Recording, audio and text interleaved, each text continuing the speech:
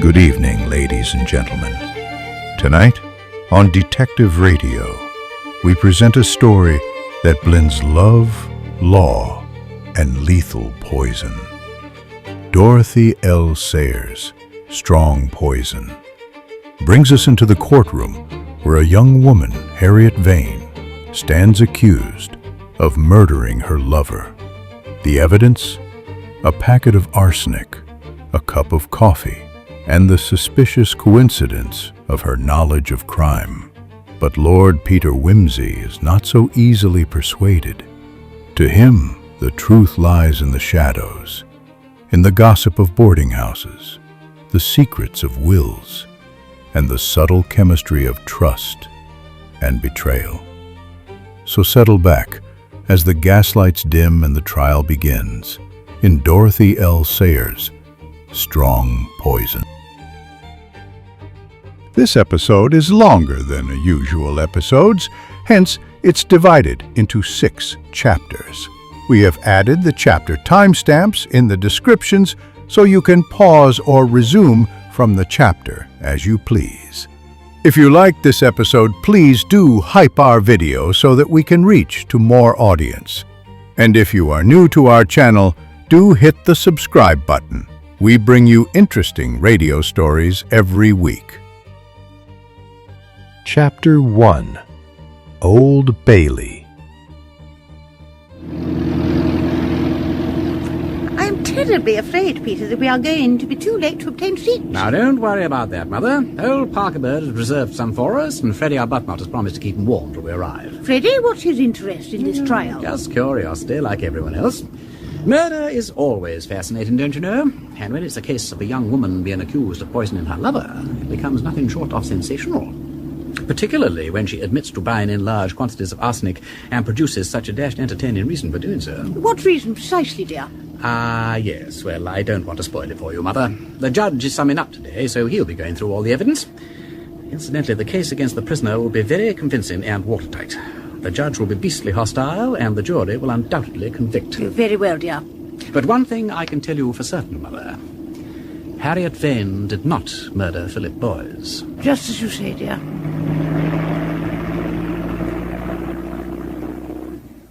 Members of the jury, you have listened with great patience to the evidence in this distressing case, and it is now my duty to sum up the facts and arguments which have been put before you so as to help you in forming your decision.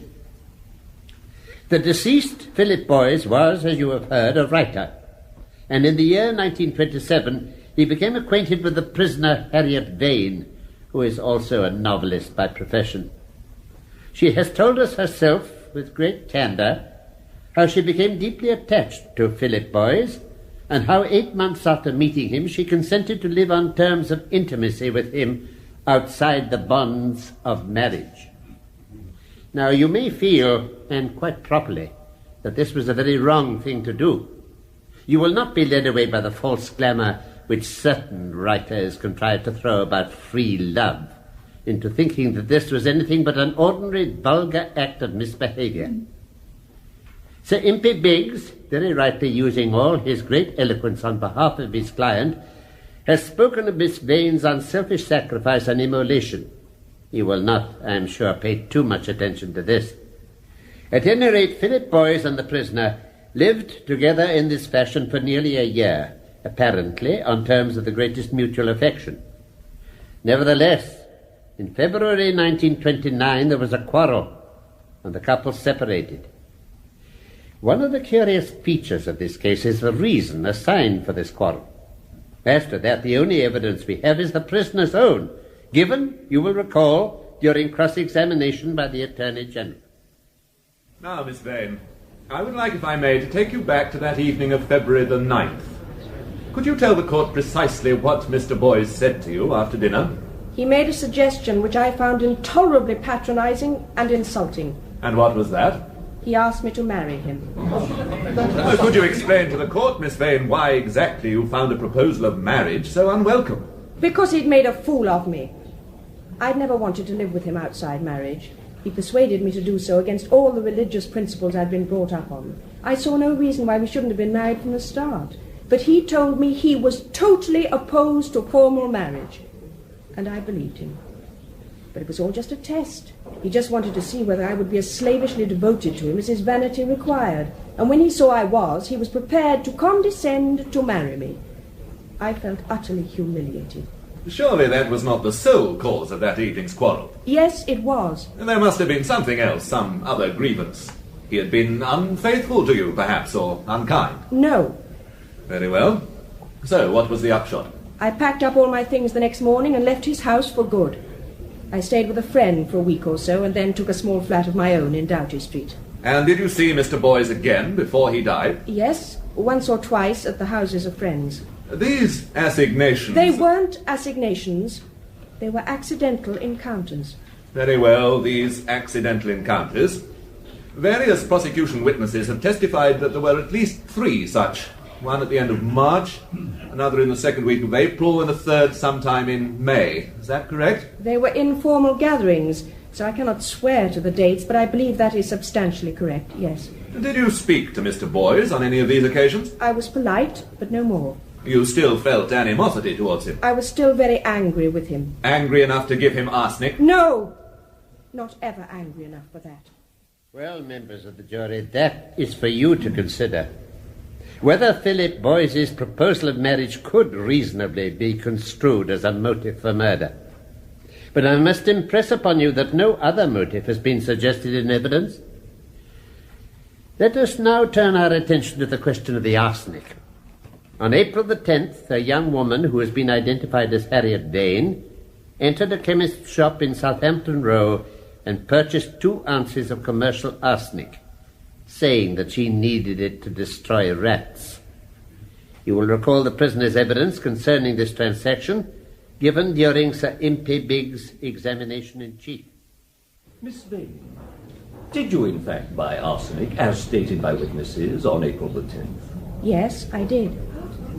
And what name did you sign in the poisons book? Mary Slater. Did you use the arsenic to destroy rats? No. Did you make any further purchases of arsenic? Yes. On May the 5th, I bought a tin of arsenical weed killer from a different shop and gave the name Edith Waters. Miss Vane, what is your profession? I'm a novelist. I write detective stories. Could you tell the court, Miss Vane, why you made these 2 purchases of arsenic? Because at the time I was writing a novel about arsenic poisoning, and I wanted to prove by experiment how easy it is for an ordinary person to get hold of the stuff. Please continue, Miss Vane. There's a scene in the book where a young woman goes into a chemist shop and buys a considerable quantity under a false name. I had to prove to myself that it was within the bounds of possibility. Miss Vane, when did you get the idea for this story? Last December. I discussed it at the time with Mr. Challoner, my literary agent. Last December? So you were discussing plans for a novel which involved the surreptitious purchasing of arsenic some 2 months before your quarrel with Philip Boyes? Yes. My lord, at a later stage I shall call Mr. Challoner to corroborate Miss Vane's evidence on this point. That, then, members of the jury, is the prisoner's explanation of these purchases, and you must consider it for what it is worth. Now, about this time, Philip Boyes began to suffer from renewed attacks of a gastric trouble to which he had been subject for some years.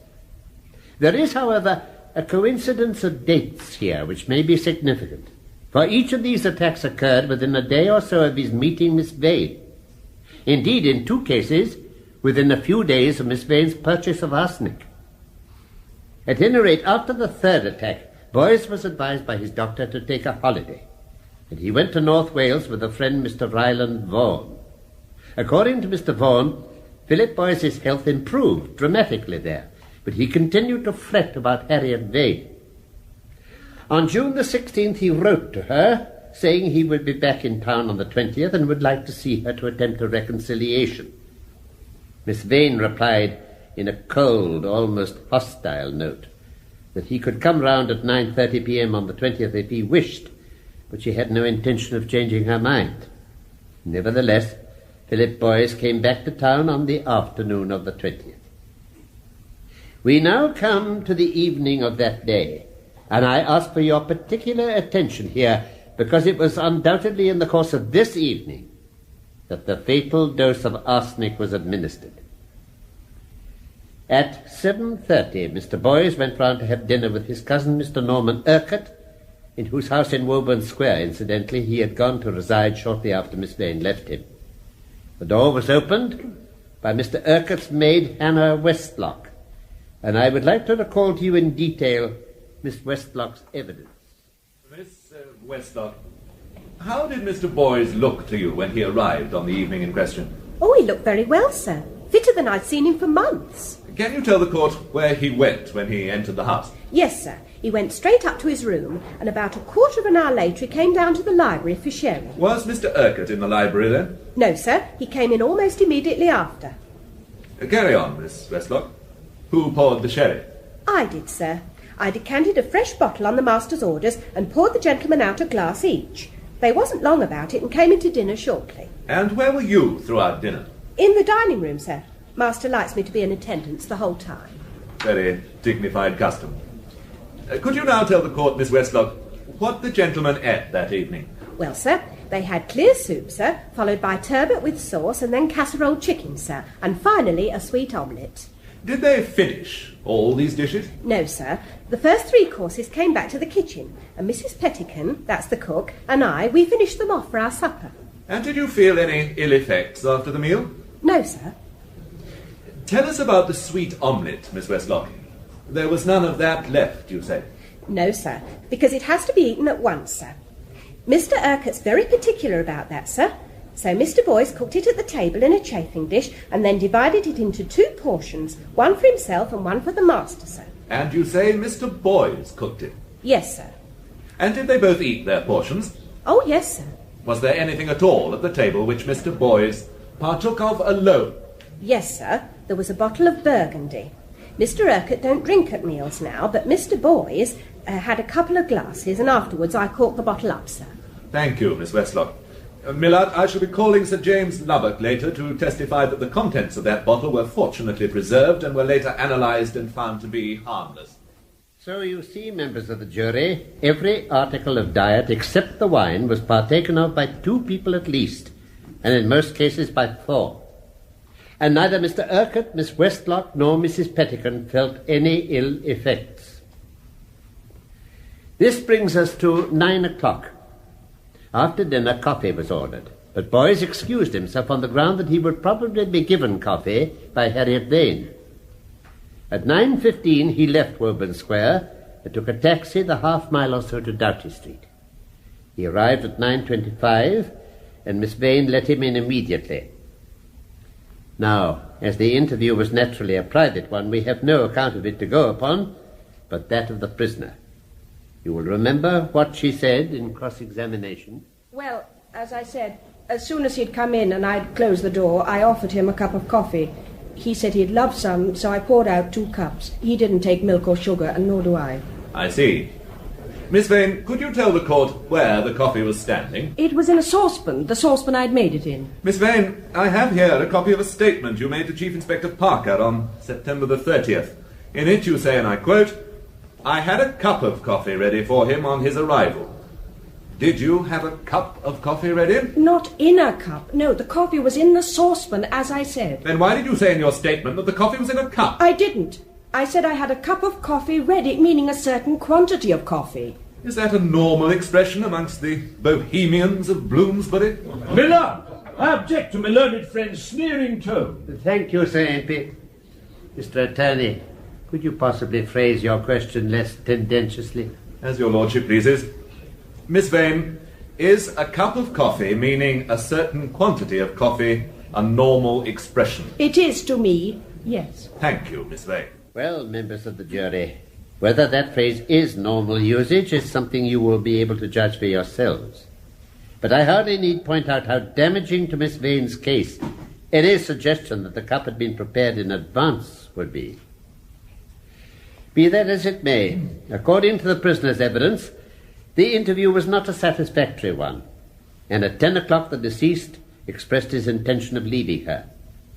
She says that he appeared uneasy and remarked that he was not feeling well, adding that her behaviour had greatly upset him. At 10 minutes past 10, that is a full 10 minutes later, and I would like you to make a particular note of that, the taxi driver Burke who was standing on the rank in Guildford Street, was approached by Philip Boys and told to take him to Woburn Square. When the taxi stopped before Mr. Urquhart's house, Boys did not get out, and on opening the door to investigate, Burke found him huddled in the corner in agony. He was helped into the house, and as this attack appeared to be much more serious than usual, Mr. Urquhart summoned Dr. Weir by telephone.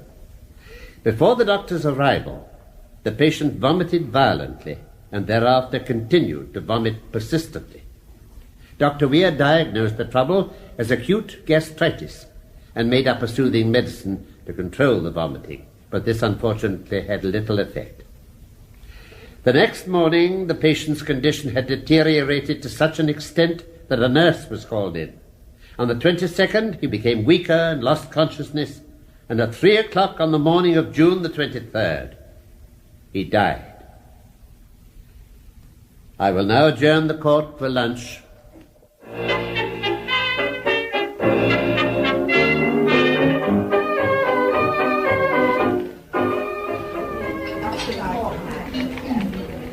Roast beef for you, Mother? Very nice. Well, I'll have the same. There's 2 roast beefs, waiter. Oh. Ready? Oh, I don't know. He would adjourn just at the beastliest moment when everybody's appetite is thoroughly taken away. However, I could manage to fold a chop into the system. Mutton? Fine. And a mutton chop, waiter. Yes. With all the usual trimmings, what? Thank you, my lord. Such an interesting case, don't you think so, Freddie? I was just wondering to myself why I'd come to the ballet show, actually, Duchess. Tedious, I find it. The gal's not even pretty. I don't think I'll go back after grub. I'll wager that you do, Freddie. Oh, excuse me a moment, Mother, there's Biggie. Must just have a word with him. Yes, well, you run along, dear, and give Sir Impey my regards. He's right here. Yes. Gone to put an alternative theory of some kind, I expect. I expect so. Top hole to see old Wimsey back, ain't it? Wonderful how keen he is on this sort of thing, don't you know? Rampages off the minute he gets home like the jolly old war horse sniffing the TNT, what? Regularly up to his eyes in it. Yes, well, you see, it's one of Chief Inspector Parker's cases, and they're such great friends, you know, quite like David and Beersheba. Or do I mean Daniel? What the jury make of it, though, I don't know, with faces like hams, most of them, except the one who looks like an artist, and he wouldn't have any features at all if it wasn't for that dreadful tie on his beard, looking like Christ. Well, only not really Christ, but one of those Italian ones in a pink frock and a blue top thing. Wasn't that Peter's Miss Climpson on the jury? Who? Miss Climpson, the elderly spinster who looks as if she stepped out of a magazine of the 90s. Oh, yes. Ain't she the one who runs that comic charity stunt of Wimsey's for him? Oh, yes, yes. Such a good thing, too, answering all those shady advertisements and then getting the people shown up. So courageous, too.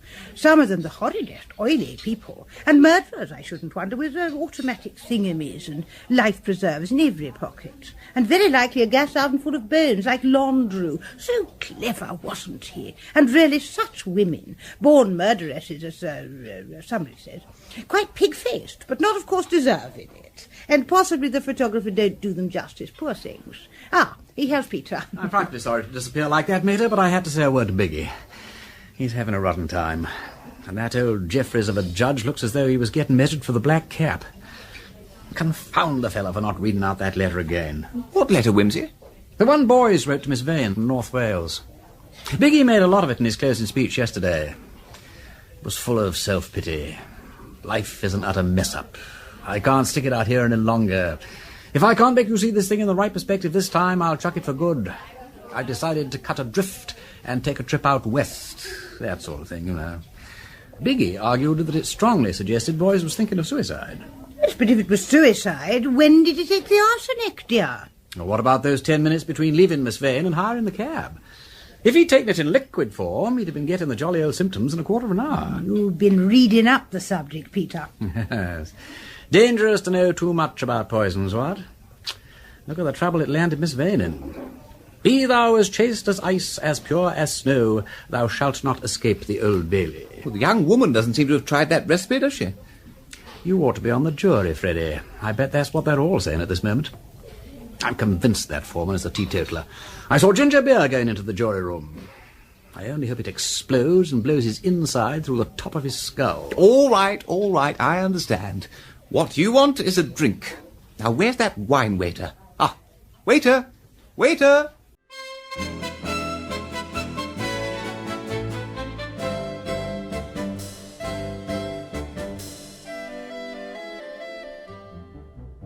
Philip Boys died at 3 a.m. on the 23rd of June this year. Dr. Weir issued a death certificate stating that the cause of death was acute gastritis, and the funeral took place on the 28th of the same month. Up to this time, of course, no suspicion of any kind had been aroused. However, during the month of August, the nurse who had been called in 2 days before Boys died, Nurse Williams, went to look after another friend of Ryland Vaughan's. Mr. Vaughan, you recall, was the gentleman who accompanied Boys to North Wales. Rather indiscreetly, you may think, Nurse Williams spoke about Philip Boys to her new patient, saying that in her opinion his illness had looked very much like poisoning, and even mentioning the word arsenic. This quickly got to the ears of Mr. Vaughan.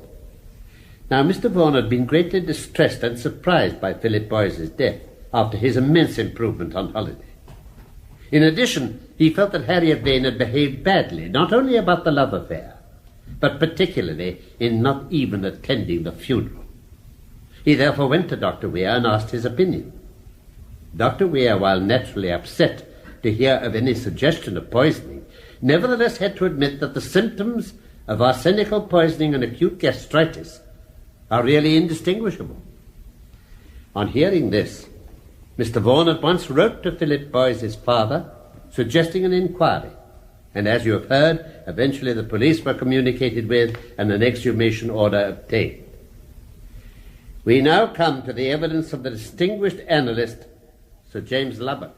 Sir James, did you analyze the body of Philip Boys for arsenic? I did.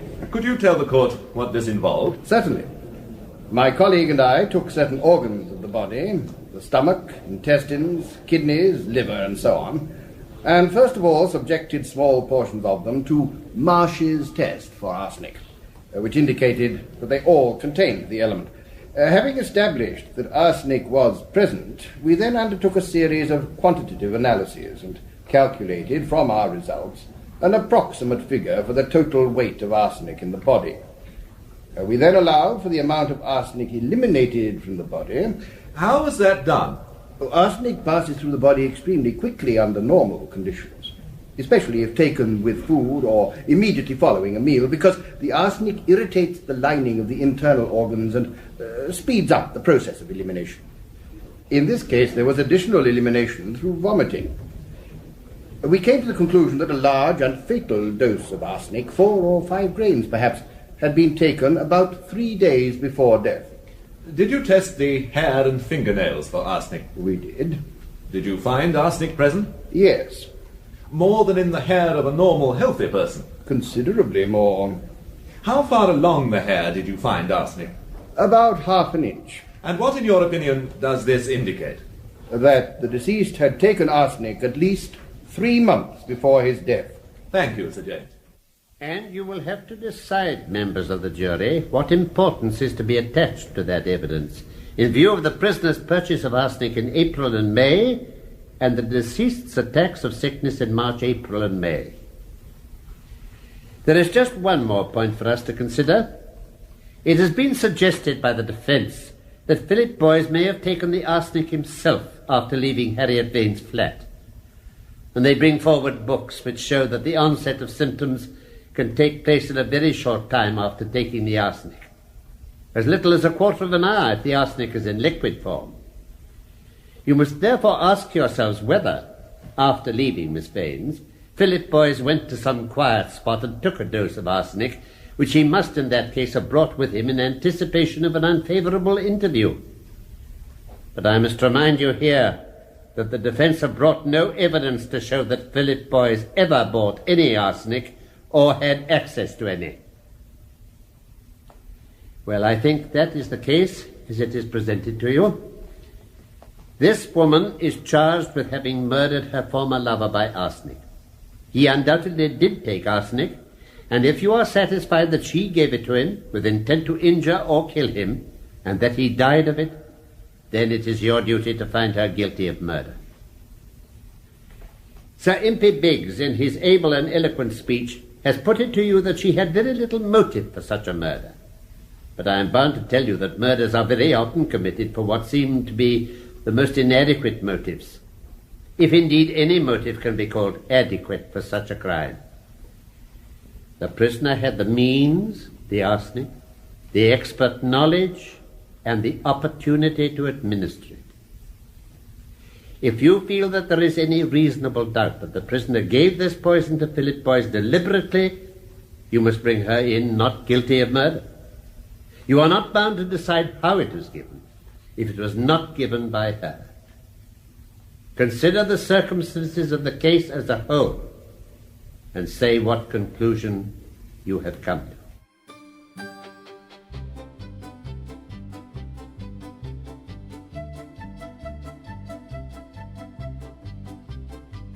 Well, glad you stayed, Freddie? Not really. But I suppose I may as well wait for the verdict now. It can't be long. You think it's all cut and dried, do you? Well, it's obvious, ain't it? I suppose they can't in decency not make a pretence of consulting about it. I'm giving them 20 minutes.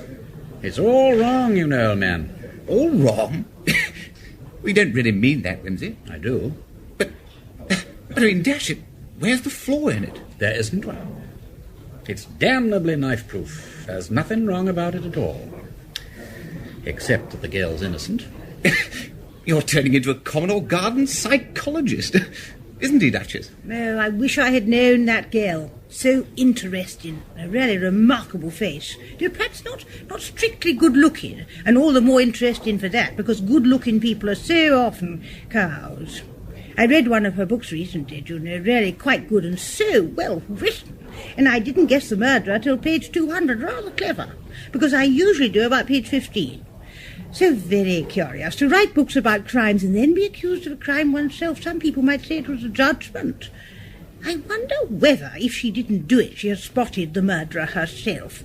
I don't suppose detective writers detect much in real life, do they, except Edgar Wallace, of course, who always seems to be everywhere, and dear Conan Doyle, and the black man, what's his name? And, of course, the Slater person, such a scandal. Although, now I come to think of it, that was in Scotland, where they had such very, very odd laws about everything, particularly getting married. Well, I suppose we shall soon know now, not the truth, necessarily, but what the jury have made of it. Their 20 minutes is up, dash it. I say, Wimsey, did she really not do it? I have locked my heart in a silver box and pinned it with a golden pin. Nobody's opinion matters now except the jury's. I expect Miss Kimpson is telling them all about it. And when once she starts, she doesn't stop for an hour or two. She has a militant high church conscience of remarkable staying power, and a person who can believe in all the articles of the Christian faith ain't going to boggle over a trifle of adverse evidence. Go and have dinner, Freddie L. Bean, or go to sleep or something. Nothing's going to happen for ages. Not for ages.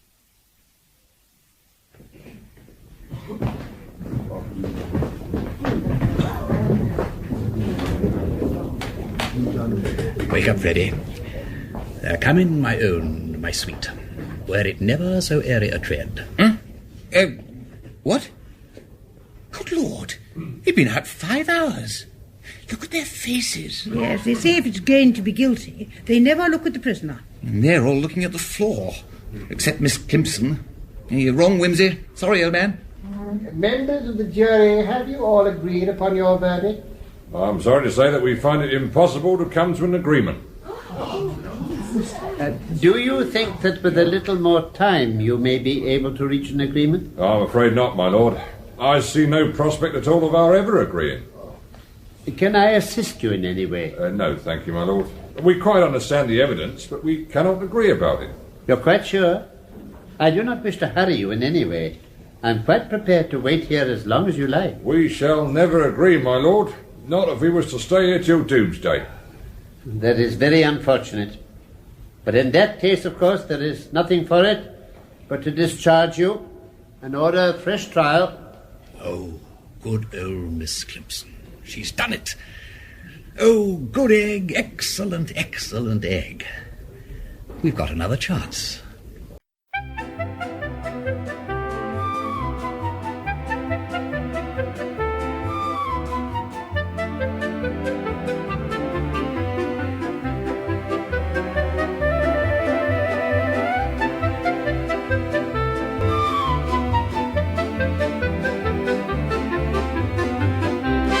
Chapter 2, 10 Minutes in Bloomsbury.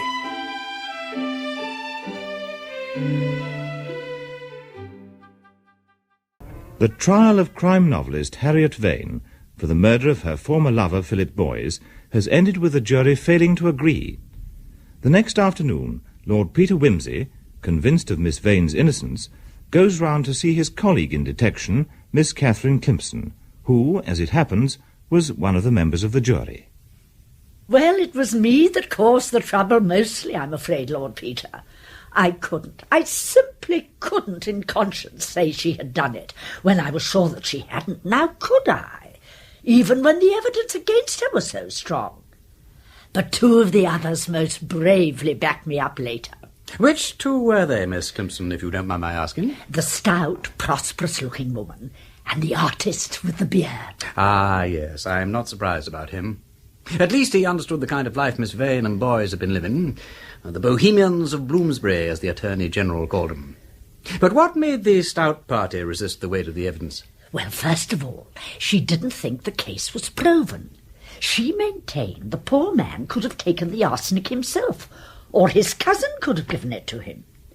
Then she said she thought Miss Vane might have done it, but she wouldn't really hang a dog on medical evidence. And then I think she was preparing to vote with the majority when she suddenly took an intense dislike to the foreman because he tried to bear her down by his male authority. So finally, she voted with me.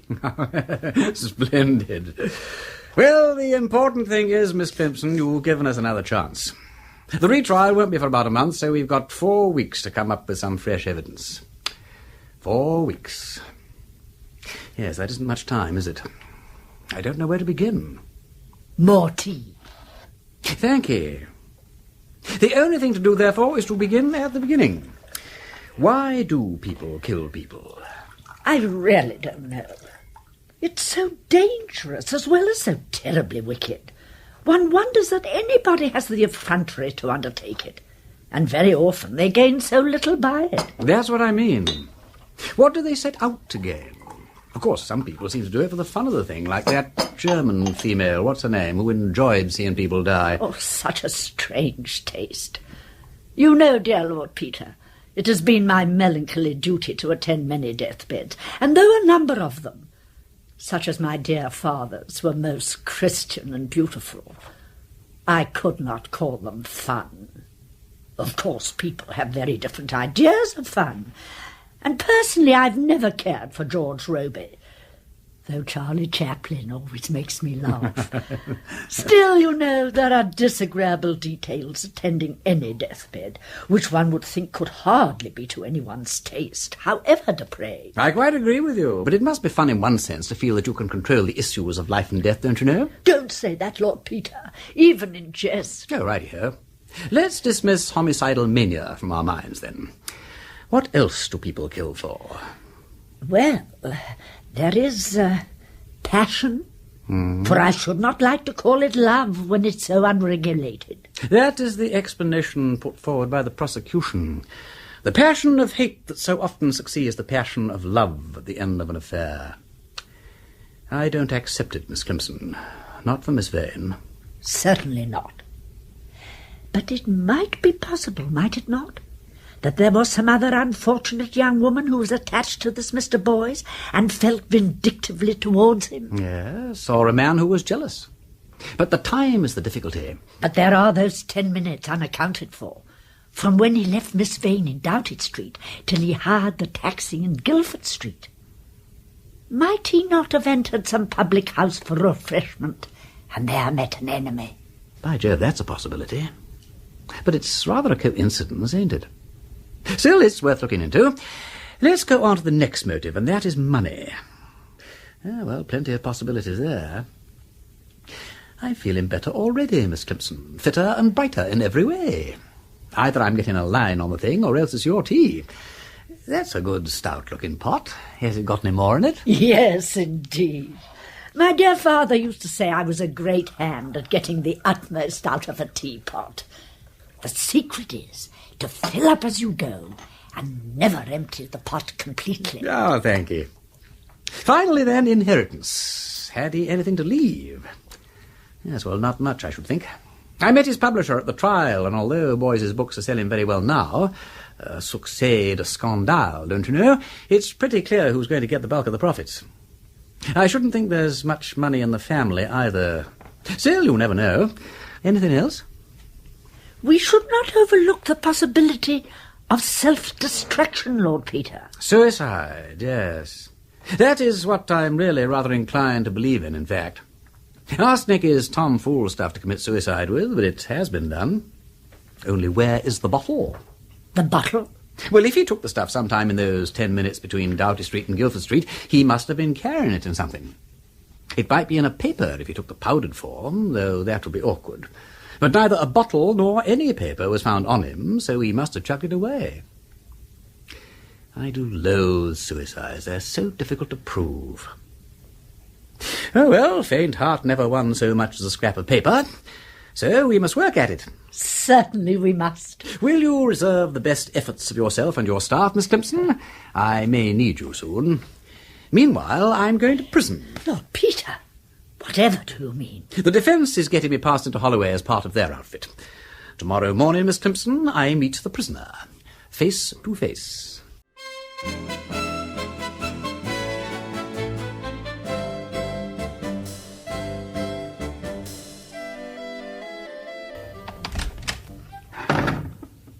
Good morning, Miss Vane.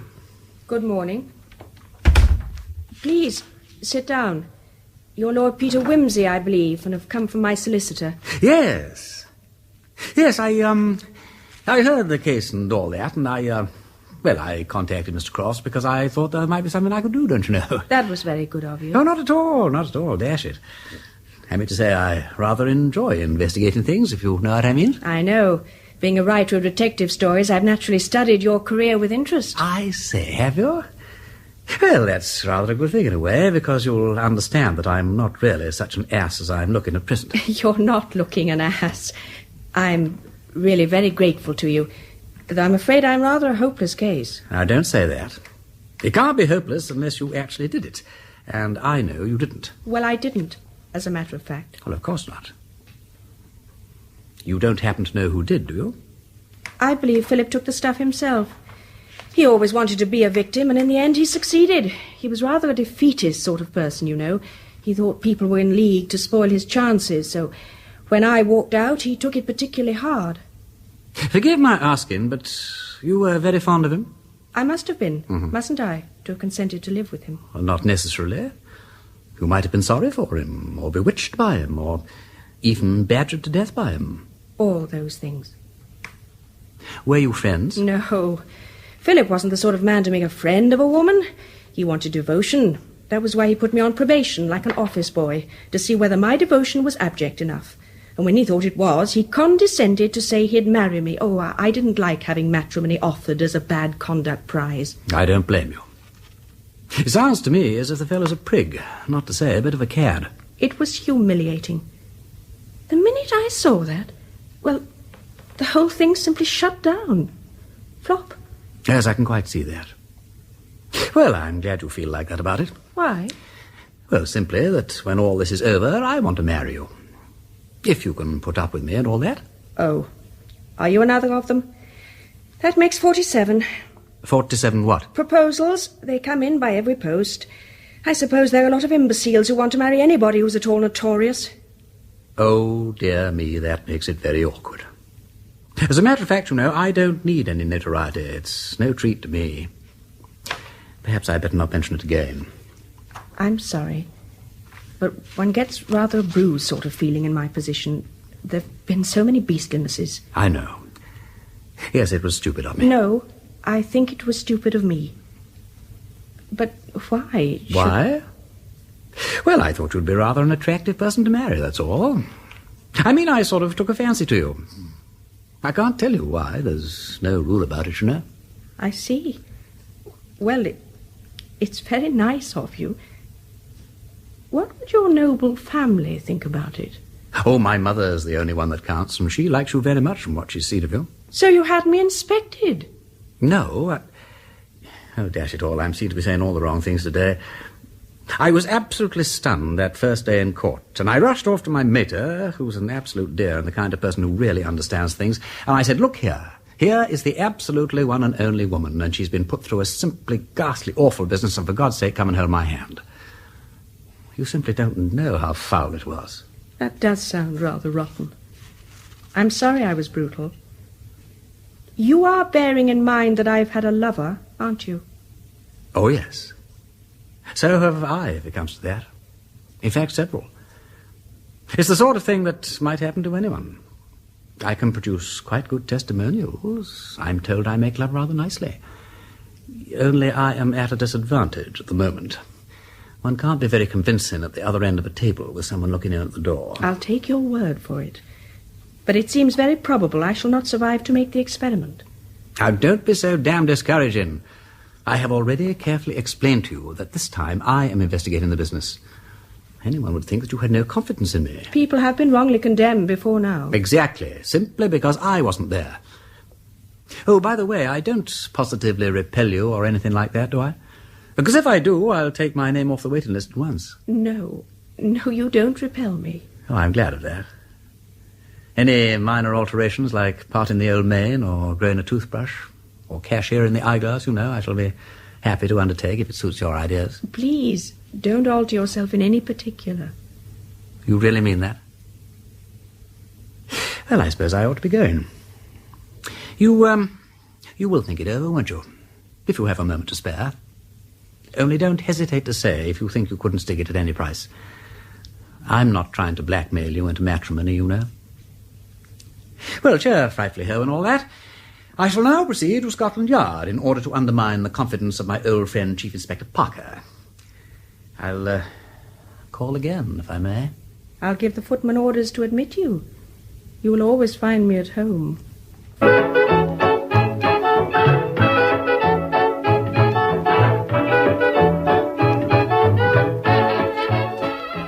Come in, Peter. Come and sit down.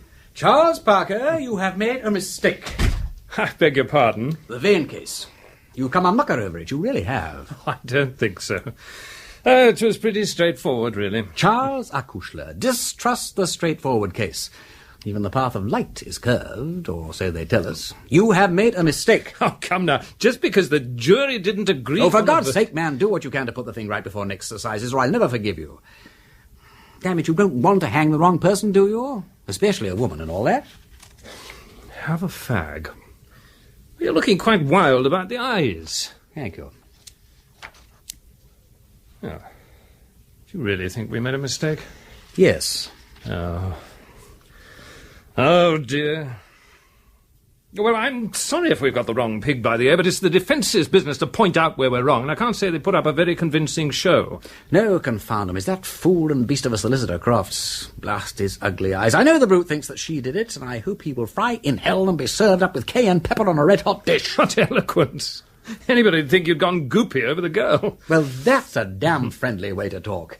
When you went off the deep end about my sister, I may have been unsympathetic, I dare say I was, but I swear I didn't dance on your tenderest feelings and call your manly devotion going goopy over a girl. Good Lord. You don't seriously mean that No. I mean, I am not expected to be serious. I'm sorry.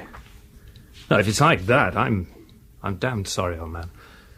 But what can I do? Now you're talking. First of all, answer a straight question. Did Boys leave a will? Yes. Well, he didn't own much except his copyrights, though. Originally left them to Miss Vane, but after they separated, he made a new will in favour of his friend Ryland Vaughan. Thank you. Was he insured? No. Good. Now look here, the most likely thing is that this unsavoury blight of Boys committed suicide. The unspeakable defence haven't been able to trace any arsenic to his possession, but then they probably couldn't trace a herd of black cattle over a snowbound field in broad noonday with a microscope.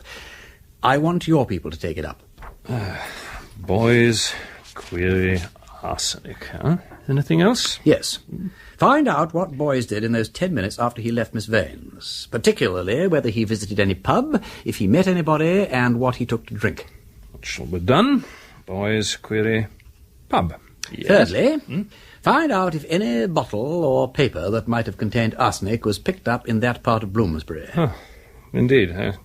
Would you like me to trace the bus ticket dropped by Mrs. Brown outside Selfridge's in the last Christmas rush? And no use making it too easy. Charles. Boys, Doughty Street area, query, bottle or paper. Yes. That's all for the moment.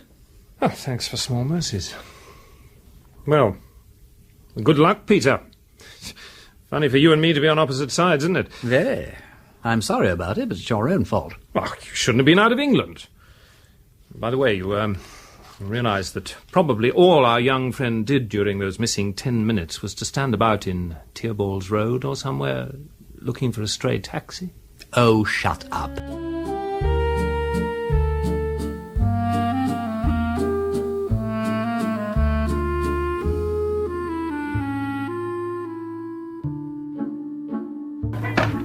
So you've reappeared? Good Lord, yes.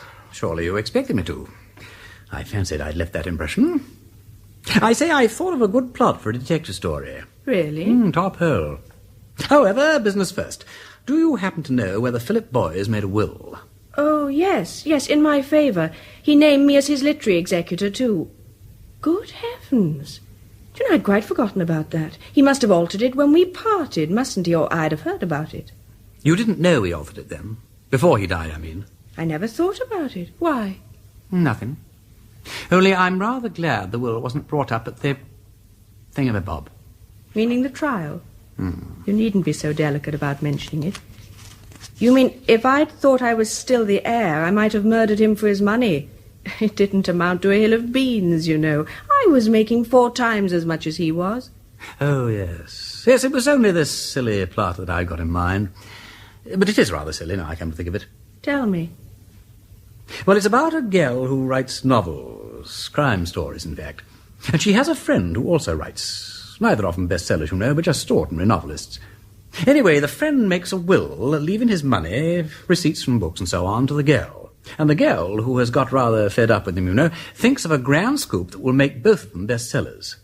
She polishes him off by the same method she has used in her latest thriller. A daring stroke. Yes. And, of course, his books immediately do become bestsellers, and she grabs the pool. But don't you think it would be a little dangerous? She might even be suspected of the murder. Then her books will become bestsellers, too. Only possibly she wouldn't live to enjoy the profits. That, of course, is the snag. But as an experienced mysterymonger, couldn't you think of a way round that? Yes. There's somebody she wishes to benefit. Say, a father, mother, sister, lover, or cause that badly needs money. She makes a will in his, her, or its favour, and lets herself be hanged for the crime, knowing that the beloved object will then come in for the money. How's that? Great. Only wait a minute. They wouldn't give other friends money, would they? You're not allowed to profit from a crime. Oh, hang. Yes, that's true. No, look. If she made all her possessions over by deed of gift immediately after the murder, that would include the friend's money. It would then all go direct to the beloved object, and I don't believe the law could stop it. See here, you are not safe. You're too clever by half. But I say it's a good plot, isn't it? It's a winner. Shall we write it? By Jove, let's. Only, you know, I'm afraid we shan't get the chance. You are not to say that. Of course we're going to write it. Damn it, what am I here for? To prove your innocence, that what? And how are you progressing in that direction? Slowly. But this evening I'm going to meet the one person who did benefit from Philip Boyes' will. Ryland Vaughan. Good heavens. He's an obnoxious ass, but you don't think he killed Phil? No, I'm still working on the suicide theory. I just want to know what Mr. Vaughan thinks. Do you know him? Not yet. But I have a friend who does, I'm quite certain. Keep smiling.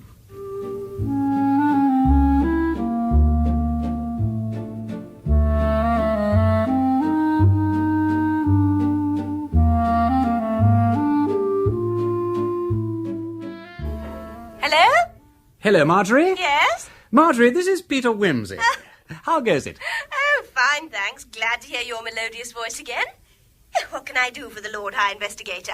Do you know one Vaughan who's mixed up in the Philip Boyes murder mystery? Oh, Peter, are you on to that? How gorgeous. Which side are you taking? For the defence. Hooray! Why this pomp of jubilee? Oh, well, it's much more exciting and difficult, isn't it? Yes, well, I'm afraid it is. Do you know Miss Vane, by the way? Certainly. Like her? Yes. Like him? Boys, I mean. Never stirred a heartbeat. And what's Vaughan? Oh, hanger-on, house dog, Nothing must interfere with the expansion of my friend the genius, that sort. Do you want to meet him? If it's not too much trouble. Well, turn up tonight with a taxi and we'll go and look for him. I expect we'll find him at the Kropotki's. There's usually a party there. They're Bolshevik and musical and their drinks are bad, but their Russian tea is safe. Rightio. I'll roll round about 9 then. Cheerio.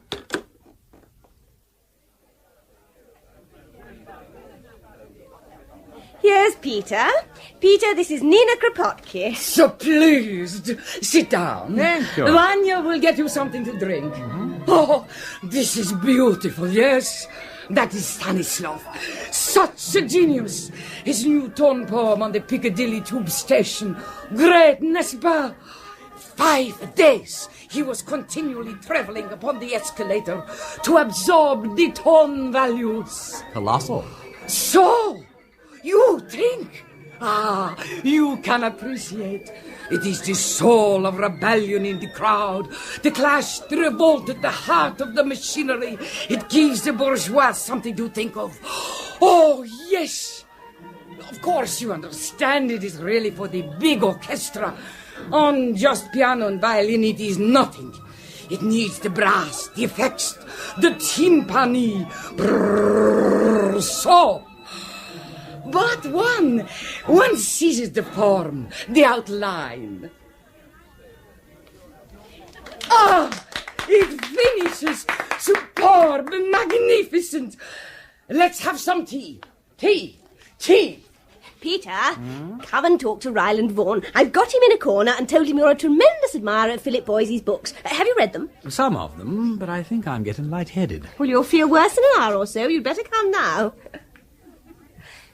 Ryland, this is Lord Peter Wimsey. Peter Ryland Vaughan. Hello. Hello.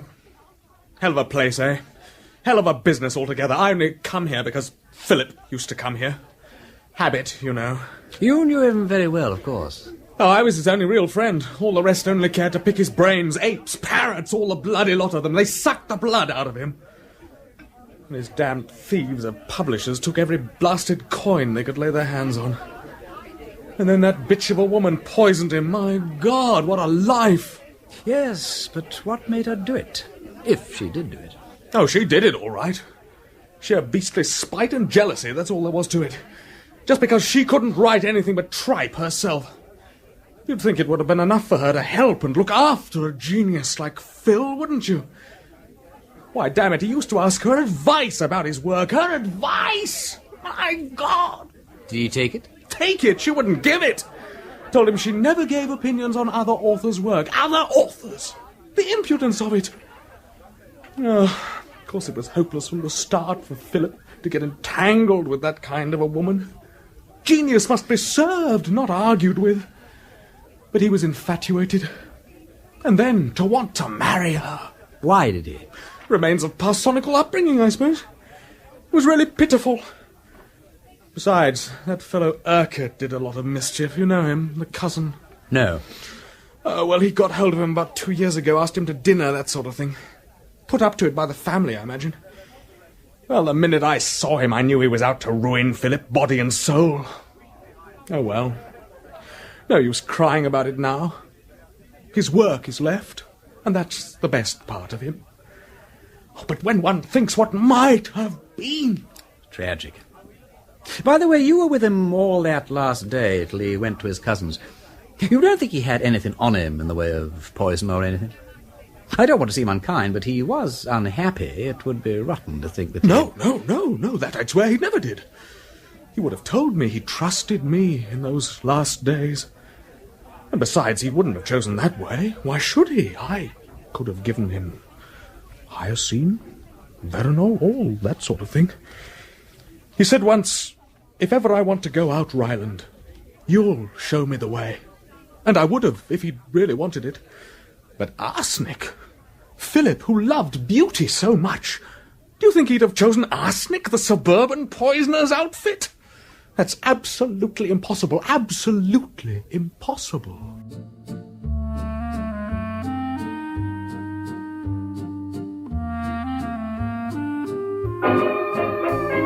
And I think he's right. Do you? Why? He doesn't fit in with the picture of the man I'm building up. He really had too high an opinion of himself, don't you know? I don't think he'd have wilfully deprived the world of the privilege of reading his books. Oh, I'm sorry, I'm being beastly sarcastic. I'm afraid I'm letting my emotions cloud my judgment. The fact is, I am most damnably jealous of the fellow. I oughtn't to be, but I am. That's just it. And you always would be. But look here, if you married me, I shouldn't be jealous, because then I should know you really liked me and all that. You think you wouldn't be, but you would. Should I? Oh, surely not. It's just the same as if I married a widow. Are all second husbands jealous? I don't know. But it's not quite the same. You'd never really trust me, and we would be wretched. You wouldn't give me a square deal. No man ever does. Never? Well, hardly ever. Well, that would be rotten. Of course, if I turned out to be that sort of idiot, things would be pretty hopeless. I say, couldn't you manage to be a bit jealous of me in return? I wish you would, because it would prove you took a bit of interest in me. Shall I give you some details of my hideous past? Please don't. Why not? I don't want to know about all the other people. Don't you, by Jove? I think that's rather hopeful. I mean, if you just felt like a mother to me, you would be anxious to be helpful and understanding. I loathe being helped and understood. And after all, there was nothing in any of them. Except Barbara, of course. Who was Barbara? Oh, girl. I owe her quite a lot, really. When she married the other fellow, I took up sleuthing as a cure for wounded feelings, and it's really been great fun taking it all in all. I even took a special course in Aristotelian logic for her sake. Good gracious. For the pleasure of repeating Barbara celerent Dariae Ferio Baraliptum. Types of syllogism, don't you know? Ah. There was a kind of mysterious romantic lilt about the thing which was somehow expressive of passion. Many a moonlight night have I murmured it to the nightingales which haunt the gardens of St. John's. Though, of course, I was a Balliol man myself, but the buildings are adjacent. If anybody ever marries you, it'll be for the pleasure of hearing you talk piffle. A humiliating reason, but better than no reason at all. I used to piffle rather well myself, but it's got knocked out of me. You know, I was really meant to be a cheerful person. All this gloom and suspicion isn't the real me. I've lost my nerve somehow. No wonder, poor kid. But you'll get over it. Just keep on smiling and leave it to Uncle Peter. I admit the suicide in a Bloomsbury pub theory ain't looking so strong, but I'm now going to start investigating the cousin, the sleek Mr. Urquhart. I know the prosecution proved beyond cavil that everything boys ate at dinner that evening he ate too, but personally I'd like to hear it straight from the horse's mouth. Yes? A telephone message, my lord, from Scotland Yard. Oh, thank you.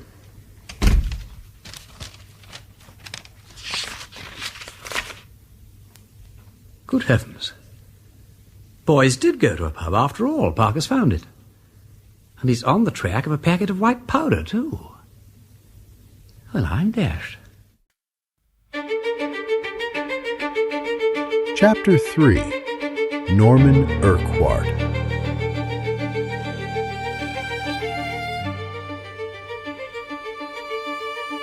Lord Peter Wimsey has proposed marriage to Harriet Vane, who was in Holloway awaiting retrial on a charge of poisoning her ex-lover, Philip Boys, with arsenic. In his attempts to establish Miss Vane's innocence, Wimsey has enlisted the help of his friend, Chief Inspector Parker, who's now come up with some evidence that suggests Boys may have committed suicide. Here's the lady you're anxious to meet, Peter. Mrs. Bullfinch. Allow me to introduce Lord Peter Wimsey. Oh, pleased, I'm sure. How do you do, Mrs. Bullfinch? Now, Mrs. Bullfinch, before her union with Mr. Bullfinch last August, was the life and soul of the saloon bar The Nine Rings in Gray's Inn Road. Known to all for her charm and wit. Oh, go on, you're a one, aren't you? Oh, don't you pay no attention to him, your lordship. You know what these police fellows are. Bad dogs.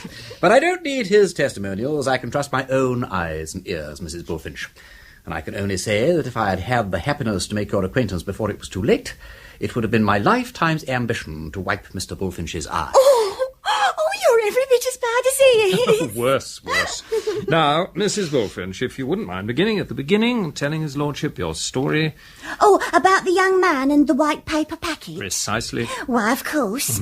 Well, my lord, before I was married, I was barmaid at the Nine Rings in Gray's Inn Road, as the Chief Inspector says. Miss Montague I was then. It's a better name than Bullfinch, and I was almost sorry to say goodbye to it, but there, a girl has to make a lot of sacrifices when she marries, and one more or less is nothing to signify.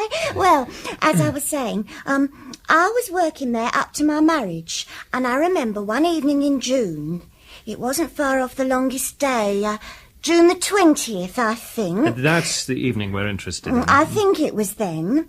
But as to the time of night, that I can tell you for sure, knowing how keen you techs always are on the hands of the clock. It was 10:05. I know, because a customer had just asked if the clock was right. Anyway, suddenly the door was pushed open, hurried-like, and a young gentleman comes in, almost falls in, I might say, and he calls, "Give me a double brandy, quick!" And then he puts his hands across his waistcoat, like so.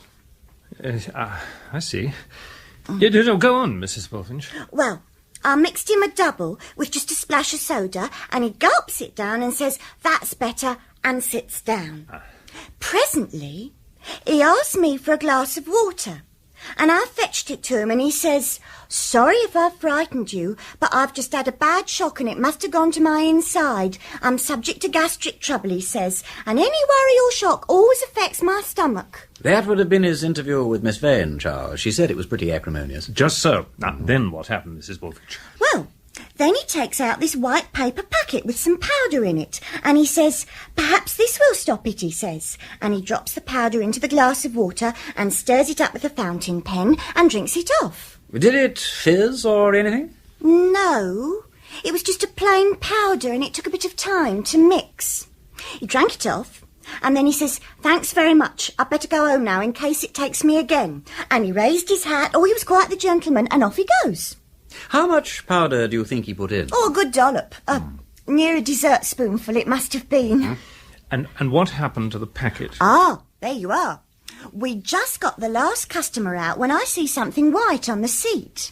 I picked it up and see it was the paper packet. Oh, just one of them chemist packets, you know, with the ends turned up and a label stuck across, but there wasn't any of the label left. Anyway, I was going to chuck it on the fire, and then I thought, no, the gentleman might come back for it. So I stuck it up on the shelf behind the bar and never thought about it again till your policeman came round about it yesterday. We searched the place for it, but can't find it, of course. However, if we do, Mrs. Bullfinch, we may ask you to come in and identify it. Well, you know where to find me, Chief Inspector. Yes. Anything else now? No, thank you, Mrs. Bullfinch. Thank you very much for coming down here. Oh, don't mention it. Goodbye, then, my lord. Goodbye, Mrs. Bullfinch, and thank you. Whoopee! We will beat you yet, Mr. Chief Inspector Parker. I hope you do, old man. If that packet's found and shown to have contained arsenic, nobody will be happier than I. But I don't think there's much chance of that, do you? And if the packet isn't found, well, Mrs. Bullfinch's evidence might persuade the jury to give Miss Vane the benefit of the doubt. But it will hardly establish her innocence. You're quite right, Charles, and that won't do. I want to see Miss Vane absolutely cleared, and the blame, if there is any, fixed in the right quarter. And that means hard evidence. Precisely. Well, if you do find out anything which really proves that we've been on the wrong track, you'll let us know, won't you? We don't want to make large and ignominious public mistakes. If Philip Boyce did kill himself, why did he do it? That's the question we must answer. I don't believe it was because he was heartbroken after Miss Vane left him. I don't even believe his interview with her that evening had anything to do with it. He had something else on his mind. Money problems, perhaps. Norman Urquhart. The cousin? Yes. Boys lived in his house for some time, and they dined together on the night in question. If anything was trouble in Boys, he might have mentioned it then. That's true.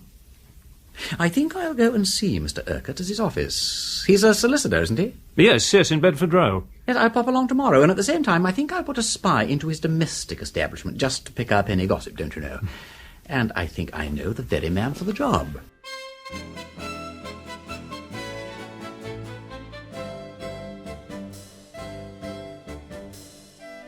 Bunter! My lord? Bunter, do you feel at your brightest and most truly fascinating? Does a livelier iris, winter weather notwithstanding, shine upon the burnished Bunter? Have you got that sort of conquering feeling, the Don Juan touch, so to speak? My lord? You have a good, upstanding, impressive figure, if I may say so, a bold and roving eye when off duty, a ready tongue, and I am persuaded you have a way with you. What more should any cook or parlour-maid want?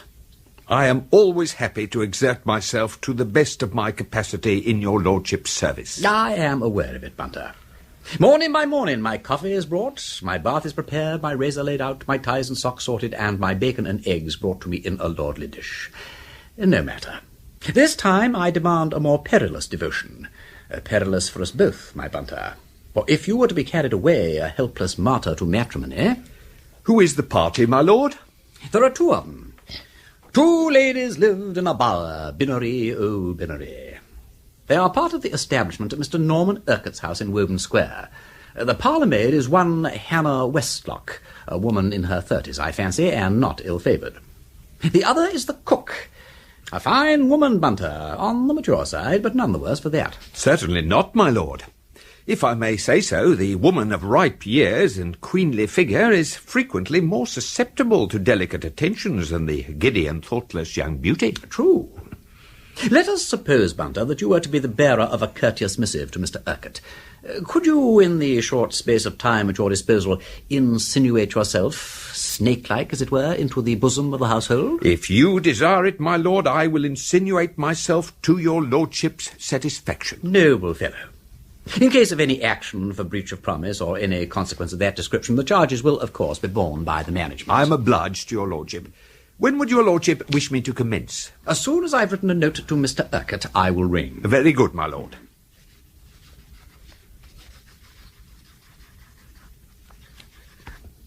Bunter, I have a sensation of being hovered over, and I don't like it. It is unusual, and it unnerves me. I implore you not to hover. Is the proposition distasteful, or do you want me to get a new hat?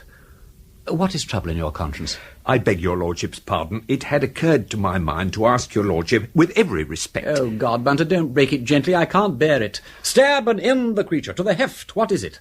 I wish to ask, my lord, whether your lordship thought of making any changes in your establishment. Changes, Bunter? When I have just eloquently expressed you my undying attachment to the loved routine of coffee, bath, razor, socks, eggs and bacon and the old familiar faces? You are not giving me warning, are you? No, indeed, my lord. I should be very sorry to leave your lordship's service, but I had thought it possible that if your lordship was about to contract new ties... I knew it was something in the haberdashery department. Your lordship misunderstands me. I referred to domestic ties, my lord. Ah. Sometimes, when a gentleman reorganises his household on a matrimonial basis, the lady may prefer to have a voice in the selection of the gentleman's personal attendant, in which case... Bunter, may I ask where you have contracted these ideas? I ventured to draw an inference, my lord. This comes of training people to be detectives. Have I been nourishing a sleuth hound on my own hearthstone? May I ask if you've gone so far as to give a name to the lady? Yes, my lord. A very agreeable lady, if I may say so, my lord. It strikes you that way, does it? The circumstances, of course, are unusual. Yes, my lord. I might perhaps make so bold as to call them romantic. You may make so bold as to call them damnable, Bunter. Yes, my lord. You won't desert the ship? Not on any account, my lord. Then don't come frightening me again. My nerves are not what they were. Now then, there is the note. Take it round and do your best. Very good, my lord. Oh, and Bunter... My lord? It seems, Bunter, that I am being obvious. I have no wish to be anything of the kind. If you see me being obvious, will you drop me a hint? Certainly, my lord.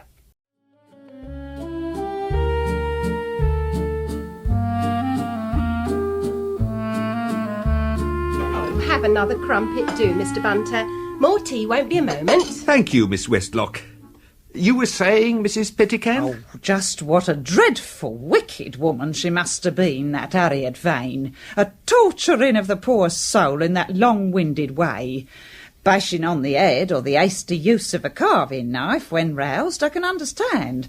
But the horrors of slow poisoning is the work of a fiend in human form, in my opinion. Fiend is the only word. I quite agree. And the wickedness of it, Mr. Bunter, quite apart from the causing of a painful death to a fellow being.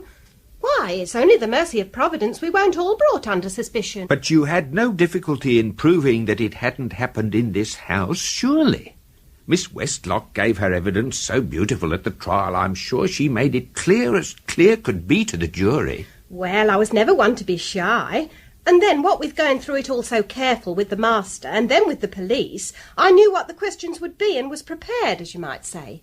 I wonder you could speak so exactly to every little detail all that time ago. Well, you see, Mr. Bunter, the very morning after Mr. Boys was took ill, Master comes down to us and he says, "I'm afraid Mr. Boys is very sick," he says. "He thinks he must have ate something as disagreed with him," he says, "and perhaps it might have been the chicken. So I want you and Cook," he says, "to run through with me everything we had for dinner last night to see if we can think what it could have been." "Well, sir," I said, "I don't see that Mr. Boys could have ate anything unwholesome here, for Cook and me had just the same, except the sweet omelette, sir, and we're as right as rain," I said. And I said the same. Such a plain, simple dinner as it was, too. No oysters, no mussels, no anything of that sort, as it's well known shellfish is poison to some people's stomachs, but a good strengthening drop of soup, and a bit of nice turbot, and a casserole chicken with turnips and carrots done in the gravy, and a jam omelette. Now, what could be lighter and better? Nothing, Mrs. Pettican. Mr. Boys made the omelette himself that night, didn't he? At the table. He did, yes, and well I remember it, for Mr. Urquhart asked particular after the eggs, was they new laid?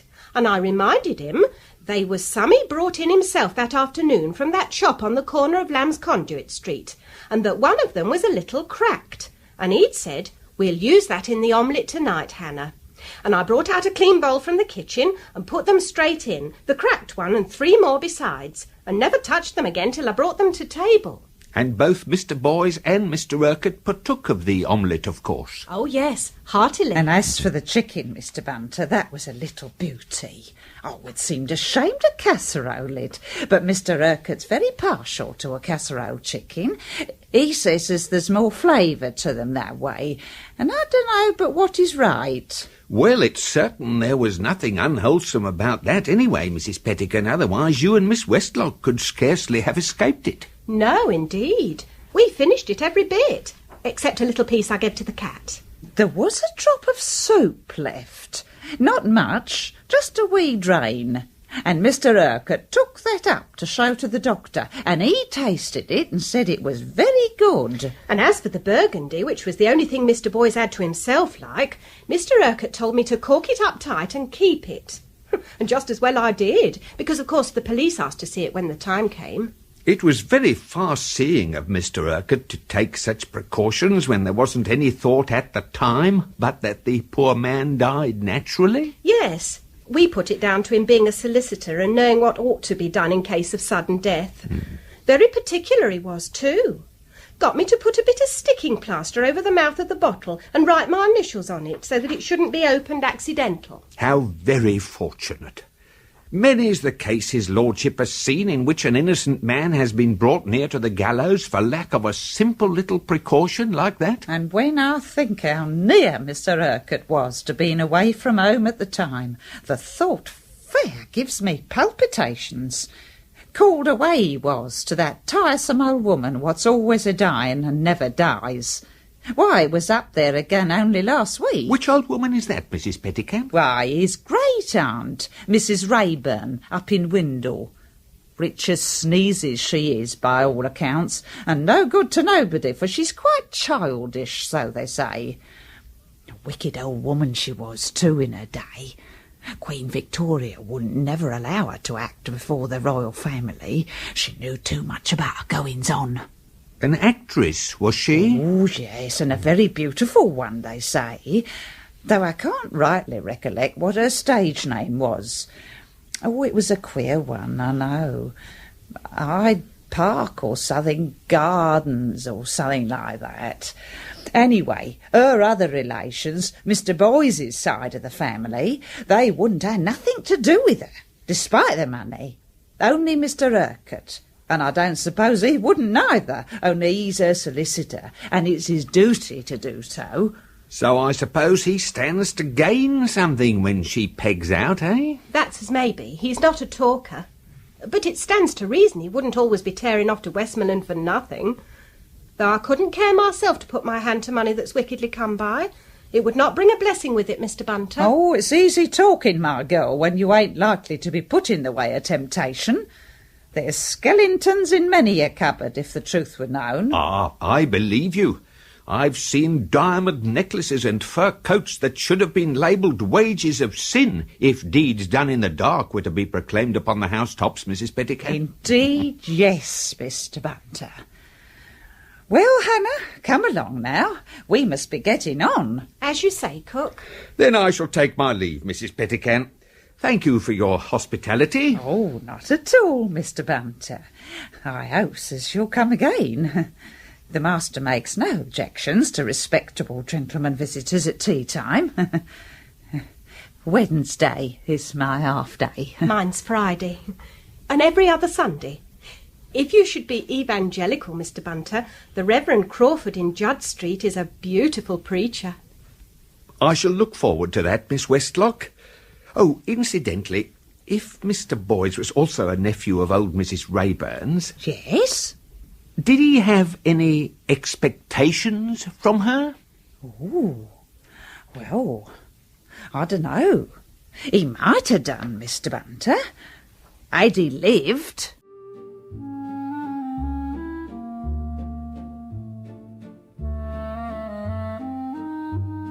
Mr. Urquhart will see you in just a moment, my lord, if you care to take a seat. Yeah, thank you.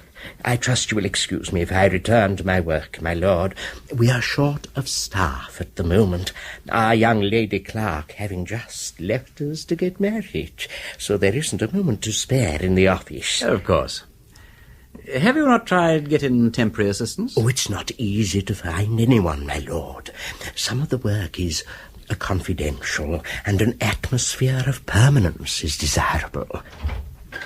Lord Peter, I'm so sorry to have kept you. Won't you come in now? Thank you, Mr. Urquhart. Please sit down. Thank you. Now, what can I do for you? Well, I'm interested in the Vane poisoning trial. Acting for the defence, don't you know? And I wondered if I could bother you with a few questions. I'm afraid I'm being a frightful nuisance and all that. Not at all, Lord Peter. I'm only too delighted to help. Yeah, thank you. Well, can you tell me then, had Mr. Boys any sort of financial expectations? I had an idea there was a rich aunt somewhere. Oh, no. Unless you're thinking of old Cremorna Garden. She's a great aunt on his mother's side, but she hasn't had anything to do with them for many years. The celebrated Cremorna Garden, eh? Well, I'm dashed. I'd no idea she was still alive. Yes, she lives in Windle in Westmoreland. I've just been up there to see her.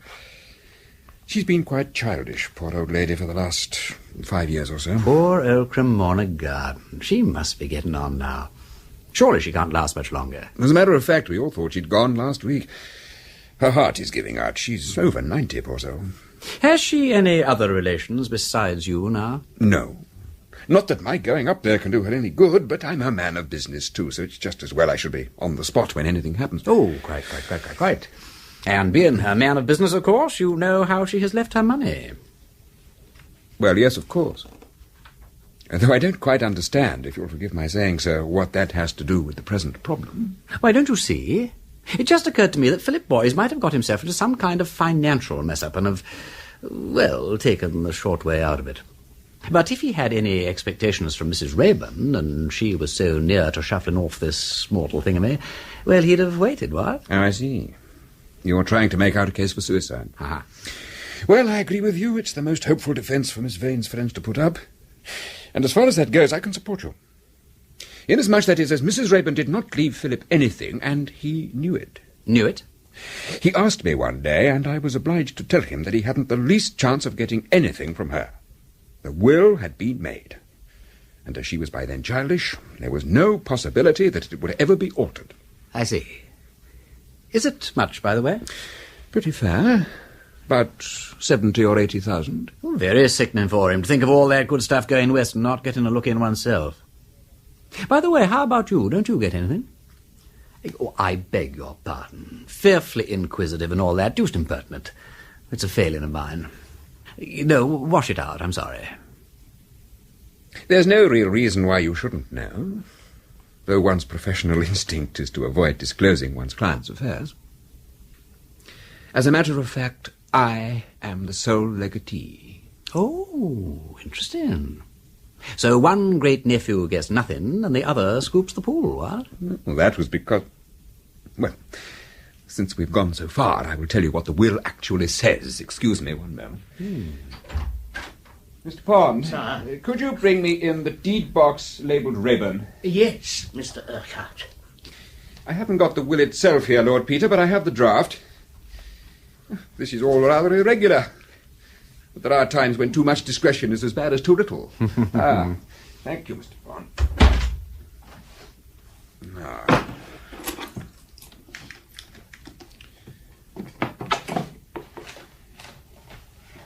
Oh, dear. Doesn't seem to be... Oh, of course, how forgetful of me. I'm so sorry. It's in my safe at home.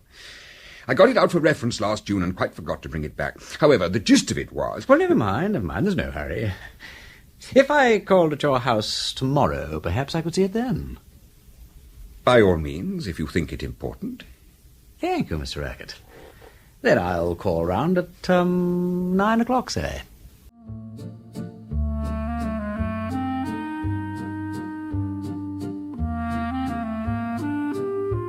What is so dashed curious, Bunter, is that everybody is so remarkably helpful about this case. Particularly the sleek and fresh-faced Mr. Urquhart.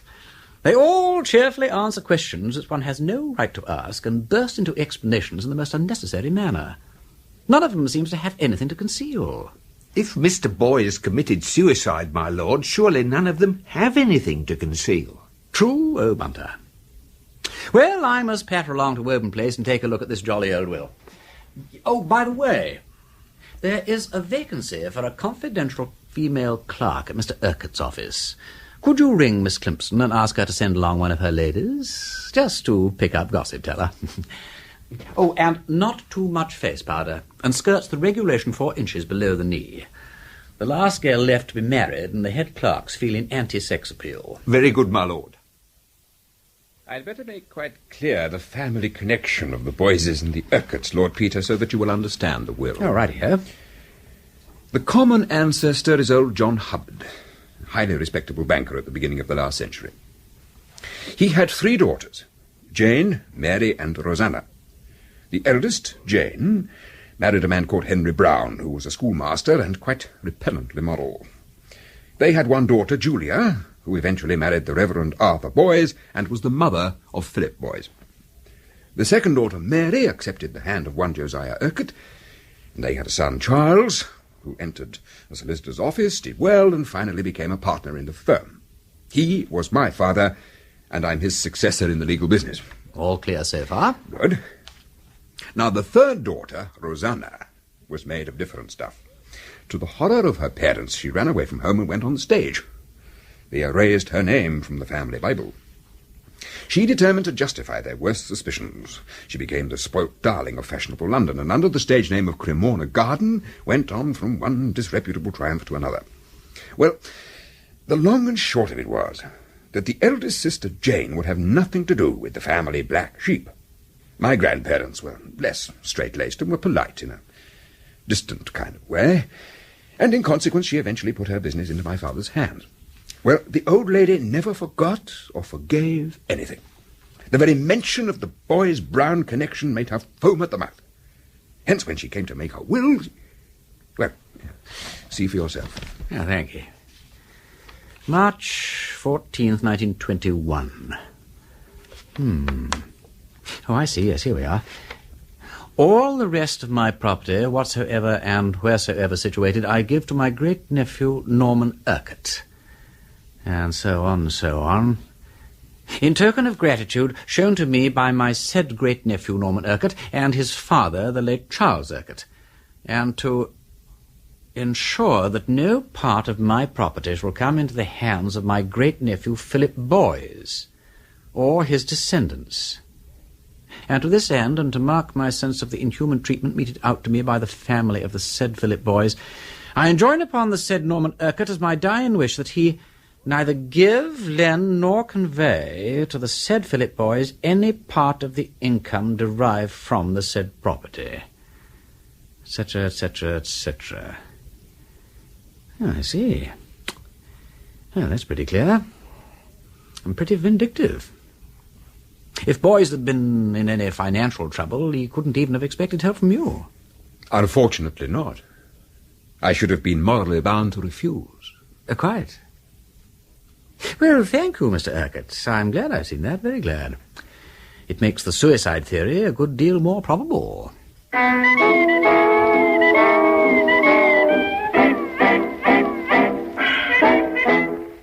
A letter, my lord. Thank you, Bunter. Ah, it's from Miss Murchison. My lord? Miss Climpson's lady, the spy we've planted in Mr. Urquhart's office. Oh, interesting. She seems to think that Urquhart may have been involved with the Megatherium Trust before their big crash. Indeed, my lord. Hardly the type of enterprise one would expect a respectable solicitor to be involved in. Certainly not. I'll ask Freddie Arbuthnot to look into it. He understands stocks and... Good God. My lord? This letter was typed on a machine with a newly chipped P and an A slightly out of alignment. Indeed, my lord. And so was the will Urquhart showed me this morning.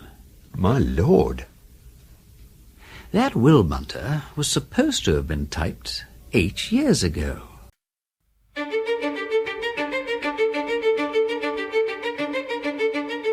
Chapter 4. Miss Murchison.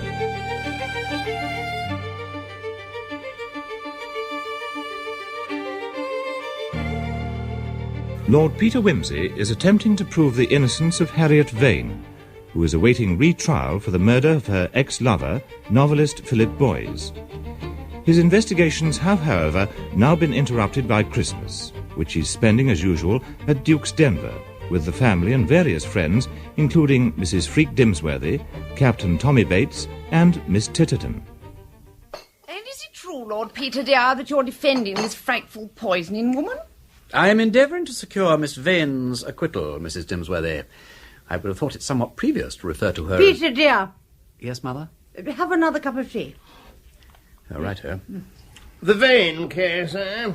Well, I've no doubt she did it, Freaky. And I must say I don't blame her. Perfectly foul blighter, that Boys. Had his photograph on the dust cover of his books, you know. That's the sort of squid he was. Ah, but he was a very fine writer, Tommy. His books are positively Gallic in their audacity and restraint. I wouldn't have the muck in the house. I caught Hilda with that, and I said, now you send that book straight back to the library. I don't interfere, but one must draw the line somewhere. How do you know what it was like, Tommy? Why, James Douglas's article in the Express was good enough for me. The paragraphs he quoted were filthy. Positively filthy. Well, it's a good thing we've all read 'em then. Forewarned is forearmed, what? Oh, yes, we owe a great debt of gratitude to the press, you know. So kind of them to pick out all the plums for us and save us the trouble of reading the books, don't you think? And such a joy for the poor dear people who can't afford 7 and 6pence or even a library subscription, though I'm sure that works out cheaply enough if one is a quick reader. Not that the cheap ones would take those books, for I asked my maid. She's such a superior girl, and so keen on improving her mind, which is more than I can say for most of my friends. But no doubt it is all due to free education for the people, and I suspect her, in my heart, of voting Labour. Though I never asked, because I don't think it's fair. No. And besides, if I did, I couldn't very well take any notice of it, could I? I don't see why not, Duchess. Tommy, surely you're not suggesting that the Vane woman murdered Philip Boys because of his books? Yeah, because of her own, more likely. I think the whole thing's a publicity stunt gone wrong. Now, It'll be a case of hanging the goose, the glaze, and the golden eggs, what? Well, unless Wimsey can pull off one of his conjuring tricks, of course. Oh, I do hope you do, Lord Peter. So do I, Mr. Tutton. What's more, I really think I might. With the help of others, naturally. Help? Oh, Peter has all these marvellous women to assist him, you know. Women? What women, Duchess? Women detectives. Only, of course, they're not real detectives, you know. Oh, no. They're not sleuths like Peter, that is, or policemen like Charles Parker, bless him. They're organised by a Miss Clemson. She runs a typing bureau in West London, only it isn't a typing bureau at all, of course, although it has to take on occasional work to keep up appearances. But most of the time, you see, the females who work there are employed answering shady advertisements in the newspapers and chasing up blackmailers and white slavers and the most appalling scoundrels and bringing them to justice. It's so exciting. Mother. Yes, dear. Oh, I see, yes, of course. Yes, well, Peter's very reticent about them, you see, but they do so much good work. I'm sure he's very proud of them, really. They're all what are known as superfluous women. Such an unfair word. Quite cruel, really. But they're most certainly not superfluous anymore. What do you call your women, dear? What's the name you have for them? Look, Mother, please.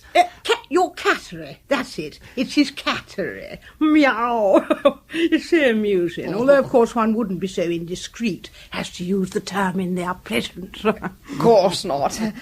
But do tell us, Lord Peter, what this Miss Vane is like. Have you talked to her? I saw in the papers that she'd had hundreds of offers of marriage. Out of one nose, into the other. What? You know, Tommy, there are times Peter! Yes, Mater. I do wish, dear, you'd go and see what's happened to Gerald. Tell him his tea's getting cold. Righto, Mother. But I won't be back for a while, if you don't mind. I want to have a chat with Freddie about the case. Stocks and shares angle, don't you know? He's an ass about everything else, but he does seem to understand them. Very well, dear.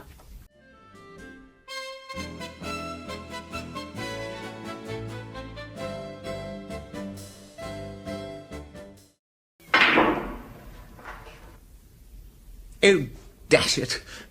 Never could play billiards. Off you go, Wimsey. Thank you.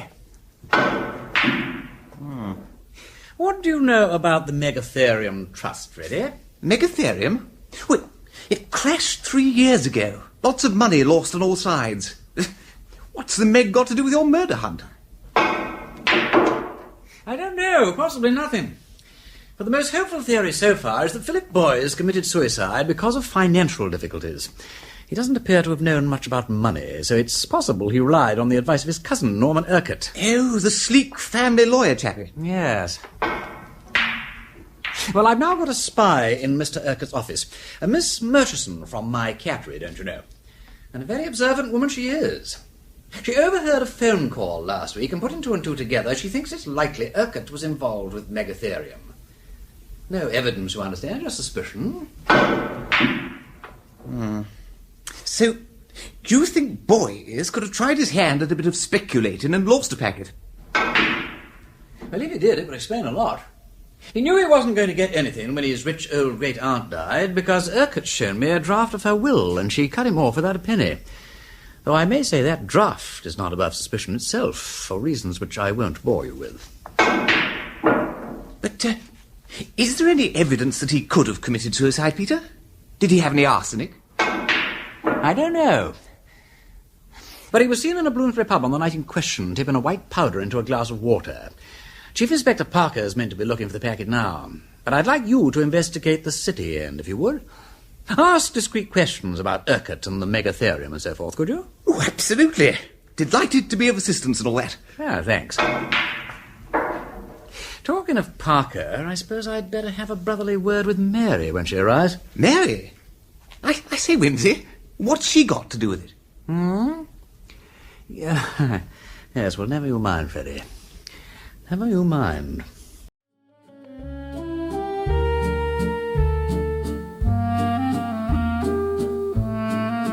I say, Mary, do you see anything of old Parker these days?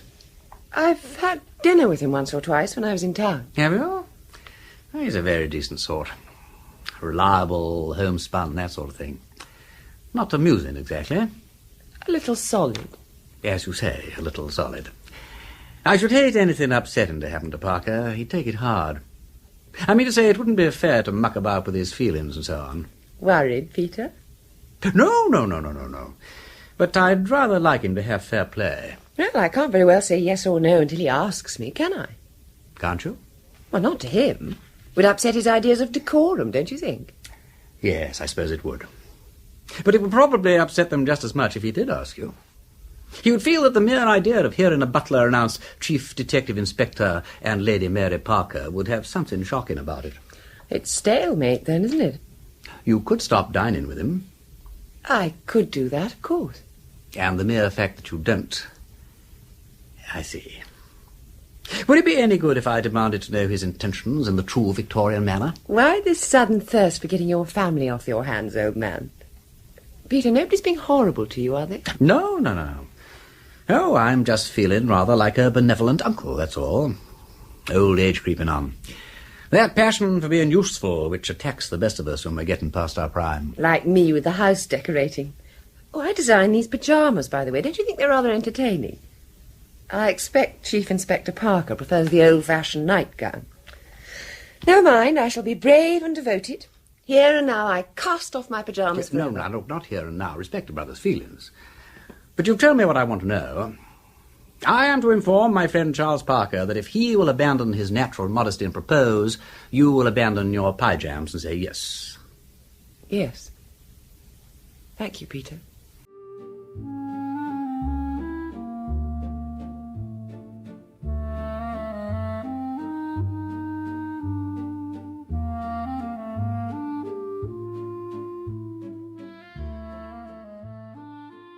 Bravo, Lord Peter.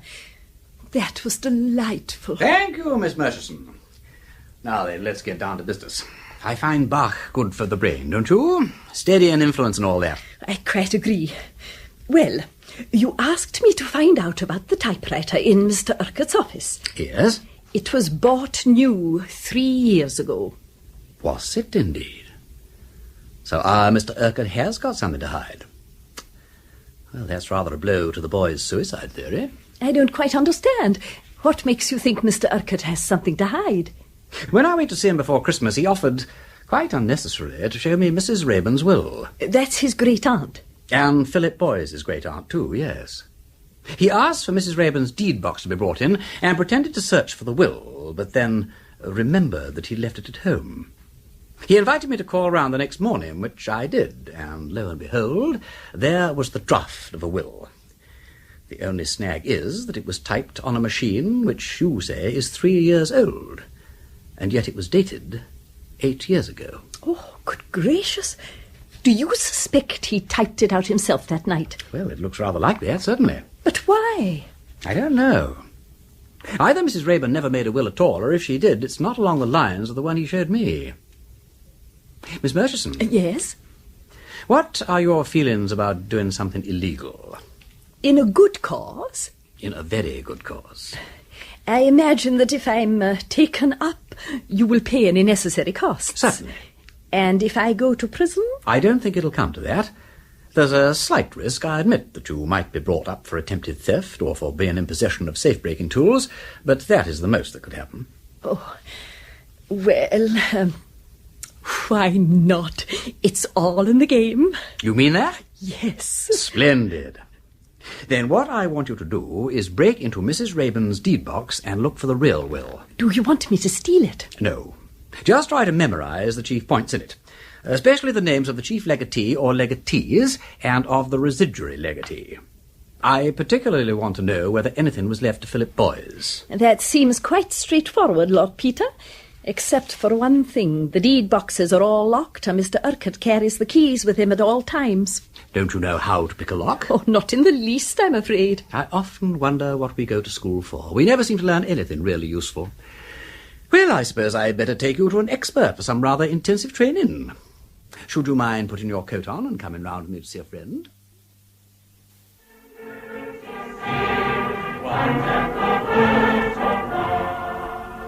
Oh dear, we seem to have struck a meeting. Oh well, it can't be helped. Let's go in and wait.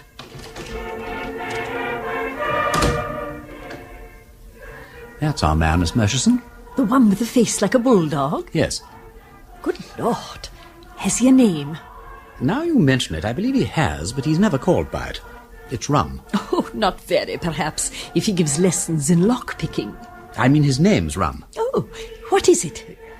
Dash it, I mean Rum is his name. Oh, dear. Oh, I beg your pardon. But he doesn't care to use it now that he's a total abstainer. Then what does one call him? Well, I call him Bill, but when he was at the head of his profession, they called him Blindfold Bill. In his day, he was the most accomplished burglar and safe-breaker in 3 kingdoms. I found him on my premises one night and struck up a sort of alliance with him. Took lessons from him and all that. He was a bit shy at first, but he got converted by another friend of mine, and the long and the short of it was, he gave himself up, took his medicine, and is now a very honest and excellent locksmith of the ordinary kind.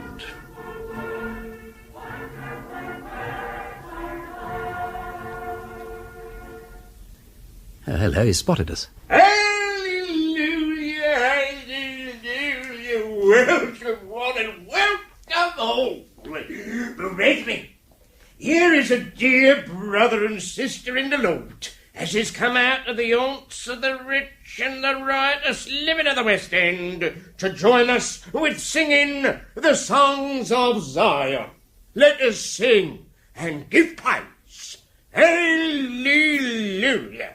We know that many shall come from the east and from the west, and sit down at the Lord's feast, while many that think themselves chosen shall be cast into outer darkness. Therefore, let us not say, because this man wears a shiny eyeglass, that he is not a chosen vessel, or because this woman wears a diamond necklace and rides in a Rolls Royce, she will not therefore wear a white robe and a gold crown in the New Jerusalem. Let us unite now in thanksgiving for heaven's mercies in hymn number 102. And Lord Peter, sir, I'll be with you in a moment. What a friend we have indeed. Well, Bill, as you see, I brought you a new pupil. Good afternoon, Bill. How do, miss? Always happy to serve you, sir, knowing as it's the Lord's work. Glory be. That's right. Now, Bill, I've got my eye on a solicitor's deed box. Ooh. This lady can get access to it if you can show her the way inside it. Of course I can. There ain't a deed box in this here city what I couldn't open blindfold in boxing gloves and a stick of boiled macaroni. I know, Bill, but it ain't you that's got to do it. Can you teach the lady how to work it? Sure I can. What kind of lock is it, lady? Oh, I don't know. An ordinary lock, I think. I mean, it has the usual sort of a key, not a Brahma or anything like that. Then half an hour will teach you all you want, miss. Now, let's see now. Glory, glory, glory. Ah, here we are. Oh, are those picklocks? That's what they are, miss. Engines of Satan. Well, miss, the first thing is to understand the construction of the lock. Oh, yes. Now, just you look here. You hose up the spring, like so. Yes. And then you can thrust the catch back easy. Oh. Just you try that. Oh, thank you. So... Very good, miss, very good. Now, the difficulty is, of course, that when the lock's in place, you can't use your eyes. Oh, no. No. But you has your hearing, and you has the feeling in your fingers given you by Providence, praise his name, for that purpose. So, what you has to do, miss, is to shut your eyes and see with your fingers like, when you've got your spring hooked back sufficient to let the catch go past, like so. Oh. Have a go. Oh, like this. There's a bit more, a bit more. Yes. Yeah, there. Oh. Well done, miss. Lord Peter, sir, I'll tell you something. We got a real cracksman in the making here, sir. A real cracksman.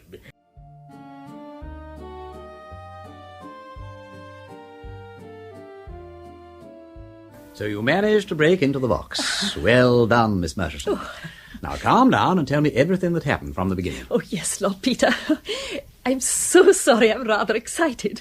Well, I decided that the best time to attempt the job was after work, as there's always someone else in the office at lunchtime. So, what I did was type out the first page of a very long affidavit incorrectly. That is, leaving out an important paragraph. Mr. Urquhart noticed it at once and was very cross, because it had to go round to another solicitor's before 10 the next morning. So I offered to stay on and retype it. Having already done so, of course. Quite so. I then waited until I was sure both Mr. Urquhart and Mr. Pond were safely on the tube, and then I got to work. Incidentally, the Raeburn box has been moved, I'm sure, in the last day or so, and was on a top shelf underneath 4 others. How tiresome. Extremely, because I had to stand on my chair to get it down, and I was in the process of doing this when I heard someone at the door. Are you looking for something, Miss Murchison? Oh, Mr. Pond. Oh, how you startled me. I thought you'd gone. I presumed you had, too. I have merely returned to collect a little parcel I forgot. What is your business here at this time of night? Oh, I had some extra typing to do. Left out a barely paragraph on page 1. It would be page 1, of course. And he wants the type round at Hanson's by 10 o'clock. Yes. Those machines make you careless. Ah, well, I must hurry along. Good night again, Miss Murchison. Good night. Oh, by the way, were you looking for something? Oh, yes. I was looking for a mouse. I was just sitting working when I saw it run along the top of the cupboard and up into the wall behind those boxes. Dirty little beasts. The place is overrun with them. I've often said we ought to have a cat here. No hope of catching it now, though. You're not afraid of mice, apparently. Oh, no. In your day, I suppose all women were afraid of mice. Yes, they were. But then, of course, their garments were longer. Oh, rotten for them. They were very graceful in appearance. And now, Miss Murchison, I beg you to step down from that chair and allow me to assist you in replacing those boxes. Oh, there's no need, Mr. Pond. Yes, there is, Miss Murchison. I hope the whole operation wasn't plagued with interruptions like that, Miss Murchison. Fortunately not. But I was worried that Mrs. Hodges, the cleaning lady, would shortly be in, so I had to be quick. I got the box down and then slipped into Mr. Urquhart's private office, where I couldn't be observed through the window. Oh, by this time my hands were cold and shaking, and I was not in the best condition to profit by Bill's instructions. So I took a few deep breaths and resolved not to hurry myself. I took one of Bill's keys, I slipped it into the lock, I turned it, I twiddled it. For years, it seemed, I was scratching about aimlessly. Suddenly I felt the spring press against the hooked end. I felt the lever move, and then, click, the lock was open. And inside the box? Not a great many papers. No will. Not even a copy of a will. 2 things only I thought interesting. One was a power of attorney dated January 1925, giving Mr. Urquhart full powers to act for Mrs. Raeburn. Interesting. And the other? A deed of trust, making over the whole of her property to him, in trust for herself, and providing that he should pay her personal expenses every year. Very interesting. What was the date of that one? July 1920. And there was a letter attached to it, a letter from Rosanna Raeburn to Norman Urquhart, in his capacity as her solicitor. And in it, she says that next time he comes to see her, she will give him instructions about her will. So there is a will. I wonder where it is.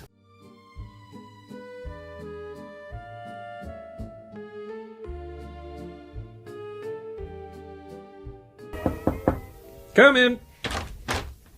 Peter, come in. You come about Philip Boy's packet of powder? Not this time. I don't suppose you'll hear anything more of that. I don't think it's suicide anyway, after all. No, well, Parker Bird, it's, it's a rather more delicate matter. It's about my sister. But Lady Mary? Yes. Yes, I understand she's been going about with you, dining and all that sort of thing, what? Well, Lady Mary's honoured me on one or two occasions with her company. I didn't think she... I didn't know... I understood it was perfect. But did you understand? That's the point. You see, Mary's a very nice-minded sort of girl, though I say it. I assure you there's no need to tell me that. Do you suppose I should misinterpret her kindness? It's the custom nowadays for women of the highest character to dine unchaperoned with their friends, and Lady Mary's... Look, I'm not suggesting a chaperone. Mary wouldn't stick it for one thing, and I think it's all bosh anyhow. Still, being her brother and all that, I suppose that it is my, so to speak, duty to push round and drop the helpful word here and there. I see. Well, I suppose I ought not to have presumed to... What did you presume, O King? Nothing to which anybody could object. What are you thinking of, Wimsey?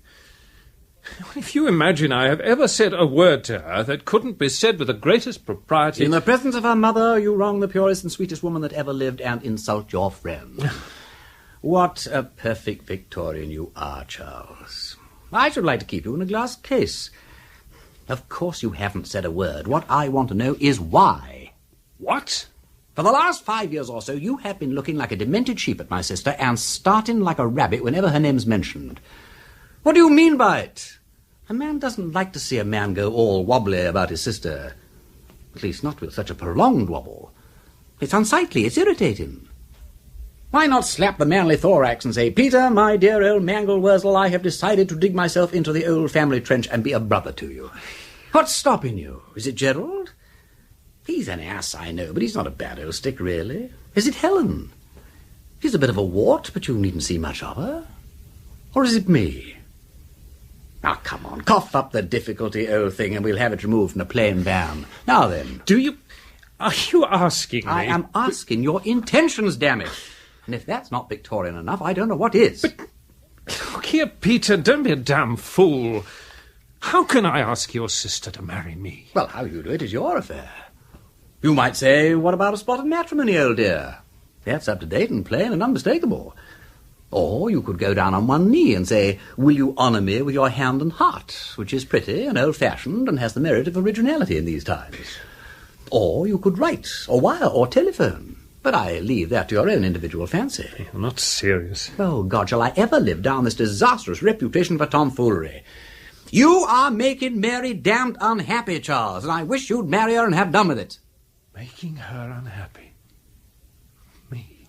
Her unhappy? God knows what you have between your ears. Wood, solid wood. But the last blow seems to have penetrated. Yes, you, her unhappy. Do you get it now? Peter, if you really thought I could stand... Don't go off the deep end. It's wasted on me. You keep it for Mary. I've done my brotherly duty, and there's an end of it. Now calm yourself and return to your reports. Oh, Lord, yes. Yes, before we go any further, I have got a report for you. You have? Yes. Well, why didn't you say so at first? You wouldn't let me. Well, what is it? We found the packet. What? We found the packet. Actually found it? Yes. One of the barmen... Never mind the barman. You're sure it's the right packet? Yes, we've identified it. Well, get on. Have you analysed it? They're doing that now. Great Scott. And I'd virtually given up the suicide theory. Oh, and now I'll have to resurrect it. Why on earth did you give it up? Because of Norman Urquhart's activities. Oh, I know it's been shown in court that he couldn't have poisoned boys, but his behaviour has been dash suspicious. He's been so desperate to conceal Rosanna Rayburn's will, he actually faked a substitute to show me. Now, why? If boys committed suicide, what has he got to hide? Oh, good God. Of course. Of course what? Well, he didn't fake it for me. He faked it for boys. No, I don't understand. Look, listen. Rosanna Rayburn leaves her money to split between her two great nephews. Yeah? Urquhart knows this, and knowing Boyce's defeatist temperament encourages him to speculate in the Megatherium Trust. Megatherium crashes. Boyce, heavily in debt, comes to Urquhart, asks if he has any expectations from the old lady. Urquhart whips out fate will that shows he hasn't. Boyce, in despair, goes to Bloomsbury pub and takes fatal dose of arsenic. Urquhart collects both shares of Aunt Rosanna's fortune. Q.E.D. Yes? Oh, yeah. I see. Thank you. They've analysed the contents of the packet. And was it arsenic? Bicarbonate of soda.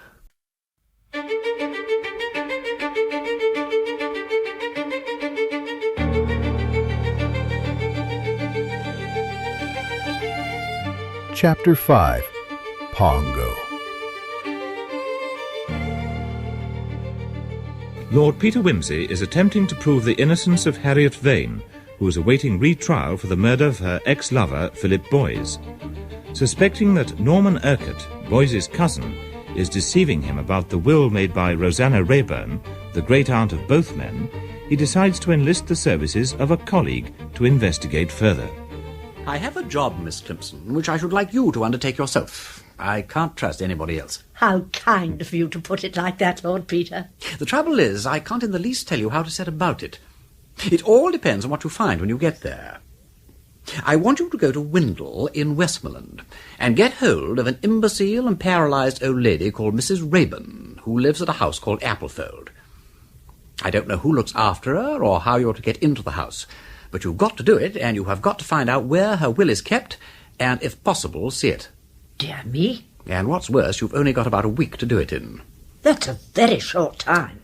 Yes, but unless we can give some very good reason for delay, they're bound to take the Vane case almost first thing next sessions.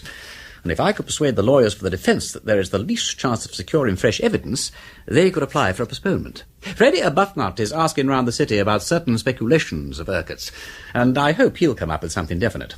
But until then, I really have nothing that could be called evidence at all. Only the vaguest possible hunch. I see. Well, you may count on me to do my poor best, Lord Peter. I will ask the dear vicar to say a mass of special intention for one engaged in a difficult undertaking. When would you like me to start? At once. Draw on the firm for any money you want, and if you need any special outfit, send me a wire. Thank you, Lord Peter. As usual, you think of everything.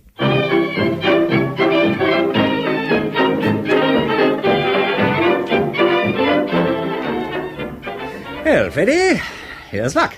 Cheerio.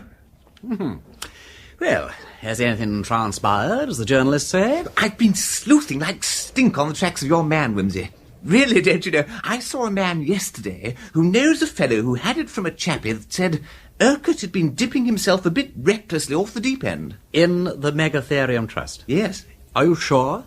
Well, not to say sure, but this man, you see, owes me one, so to speak, for having warned him off the Megatherium before the band began to play. And he thinks if he can get hold of the chappie that knows, well, not the fellow that told him, you understand, but the other one, that he might be able to get something out of him, don't you see? Especially if I was able to put this other chappie in the way of something or other, what? And no doubt you have secrets to sell, Oh, well, I dare say I could make it worth this other chappie's while. Well, push it along, old chap. The sooner we have something definite on Urquhart, the better. Righto. I'll let you know the very second I hear anything. Peggy. You seem to be a bit down in the dumps, old man. Oh, it's this damned enforced idleness, Freddie. There's nothing I can do at present except wait. Miss Climpson is the one who's living in what she would no doubt call a whirl of activity. Miss Climpson? Yes, I sent her up to Westmoreland the day before yesterday to steal Mrs. Rayburn's will. Good heavens! We don't mean it, Wimsey. I do mean it. But how's she going to do that? Quite straightforward. If I know Miss Climpson, she'll start by gossiping wildly with the women in her boarding house, and in the process digging out everything there is to know about Mrs. Rayburn's nurse, down to an accurate physical description. She will then sally forth into the marketplace, as it were, and take coffee or tea at every tea shop in the town until this person appears. And then, probably by employing some mild subterfuge, she will engage the female in conversation. Is that all? For Miss Climpson, Freddie, that is enough.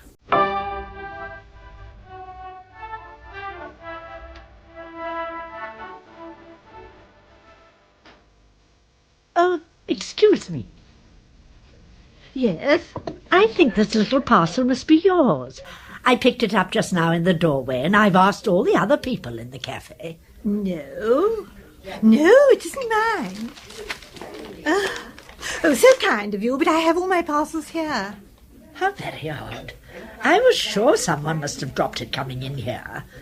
I wonder what I'd better do with it. You could hand it to the cashier, in case the owner came here to claim it. Well, now, so I could. Oh, how clever of you to think of it. You suppose me very foolish, but the idea never occurred to me. I'm not a very practical person, I'm afraid.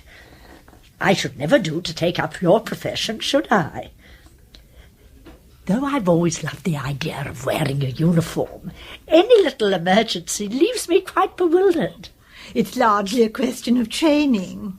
And of self-training, too, of course. Won't you sit down? Oh, thank you. All these little weaknesses can be cured by placing the mind under a higher control. Don't you believe that? Yes, I suppose that's true. It's such a mistake to imagine that anything in the mental sphere is large or small. Our least thoughts and actions are equally directed by the higher centres of spiritual power, if we can bring ourselves to believe it. Well, this book I'm reading, Can the Dead Speak, is quite insistent on that point.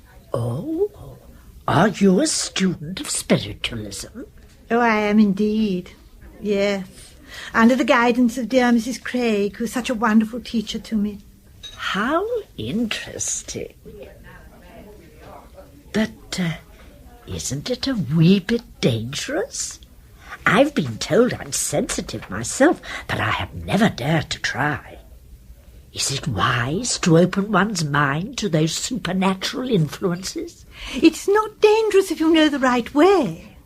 Oh, I've had the most marvellous talks with the dear ones who passed over. Really? How interesting. Yes. Unfortunately, I'm not mediumistic myself. Well, not yet, that is. I can't get anything when I'm alone. But Mrs. Craig says that I'm wonderfully sympathetic. We get the most wonderful results when we sit together. I'm sure you do. This Mrs. Craig... Oh, you'd like her. I'm quite certain of that. Unfortunately, she's abroad just now. Is she indeed? Yes. Yes, I quite miss our little sessions. I wonder... You yourself are a medium, you say? I've been told so, yes. Oh, I wonder whether, if we sat together... Oh, well, I don't really like to. Oh, do. You're such a sympathetic person. I'm sure we should get good results. And the spirits are so pathetically anxious to communicate. Of course, I wouldn't like to try unless I was sure of the person.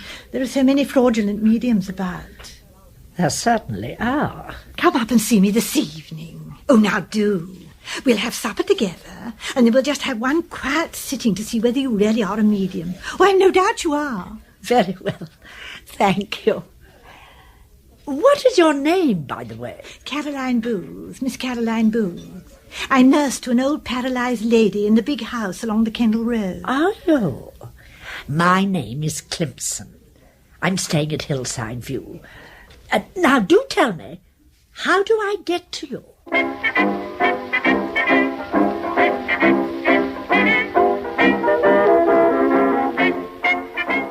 My dear Lord Peter, I'm sure you're wondering what has happened to me, but at last I have news. I have stormed the citadel. After 2 weary days, I finally spotted Mrs. Rayburn's nurse companion this morning in the Oriental Cafe, and succeeded in cornering her there. She proved to be remarkably easy to engage in conversation, a fact I attributed to the somewhat solitary life she must be forced to lead in the old lady's household.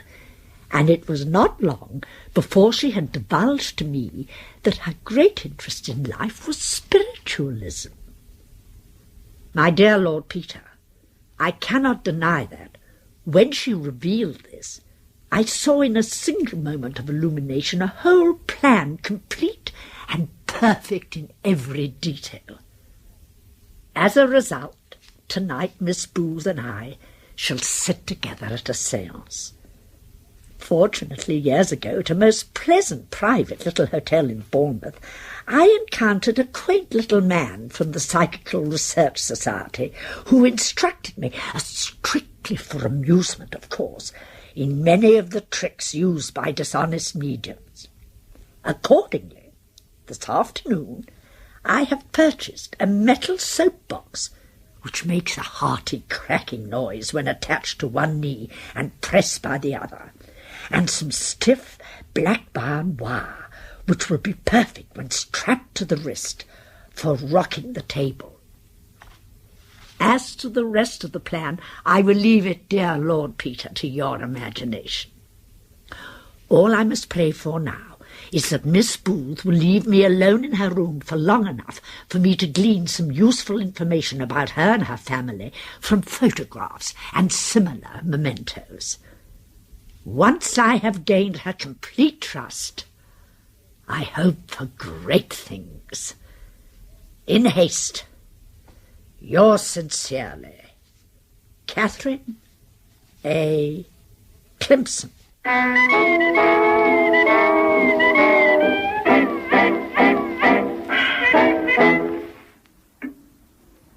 Ah, photographs.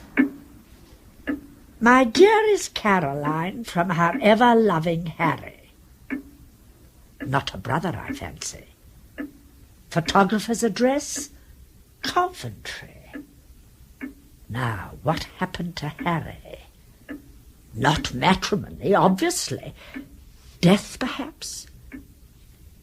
First-class frame and central position, bunch of hothouse narcissi in a vase. Yes, I think Harry has passed over. Most satisfactory. Oh!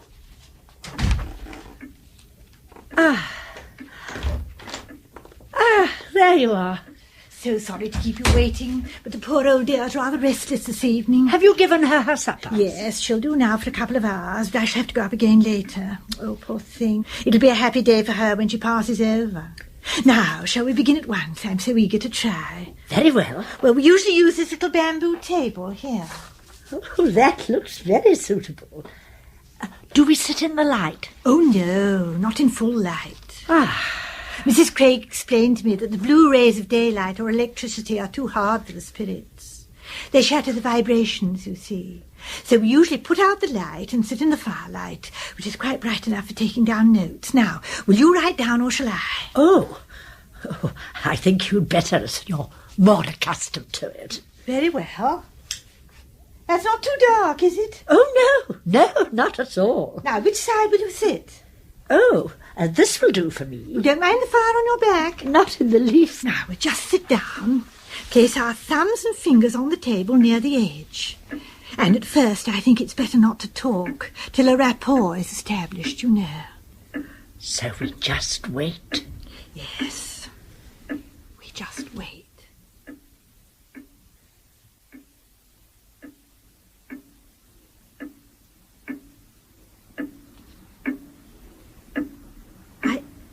I think I felt something then. Yes. I've got a feeling like pins and needles in my fingers. So have I. We shall get something soon. Oh, yes. I feel as though something is gripping the back of my neck. So do I. I'm tingling from head to foot. Oh, it moved. Did it? Yes, didn't you feel it? Oh, there it goes again. And again. I say, you're a wonderfully strong medium. Am I really? Oh, how exciting. Shall we speak to it? Oh, yes, let's not waste any more time. Is there a spirit there? Will you give 1 knock for yes and 2 for no? Oh, how thrilling. Are you Fedora? Are you one of the spirits who have visited me before? Are you anxious to help us personally? Are you speaking on behalf of another spirit? Does he want to speak to my friend? Oh, to me then. Is it the spirit I've been trying to communicate with? Oh, will you speak to us by means of the alphabet? 1 knock for A and 2 for B and so on. What is your name? C, D, E, F, G, H, A, Harry? Oh, Harry. Oh, at last. Oh, how are you? Are you happy? No. Oh, Harry, it wasn't my fault. I had my duty to think of. Oh, love ought to come first, I know that now, but, well, I was only a girl then. Won't you forgive me? Oh, I'm so glad. Have you any special message for me, Harry? C-O...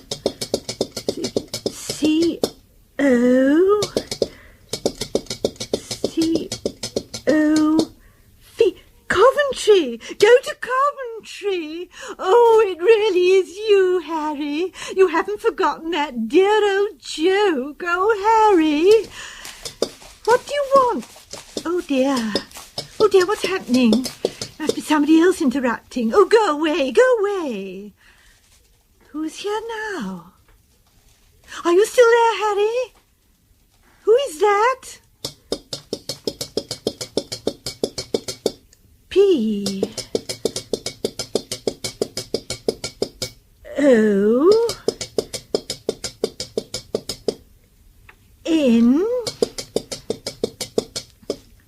P-O-N-G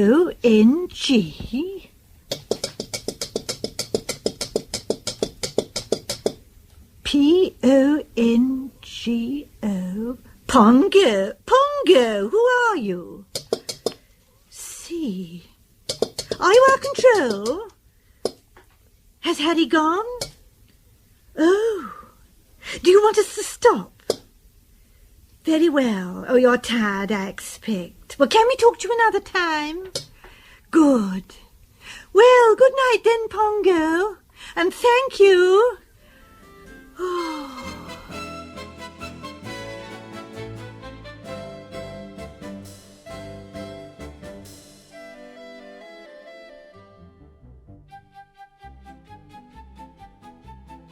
Well, Freddie, anything to report about Urquhart? Oh, rather, yes.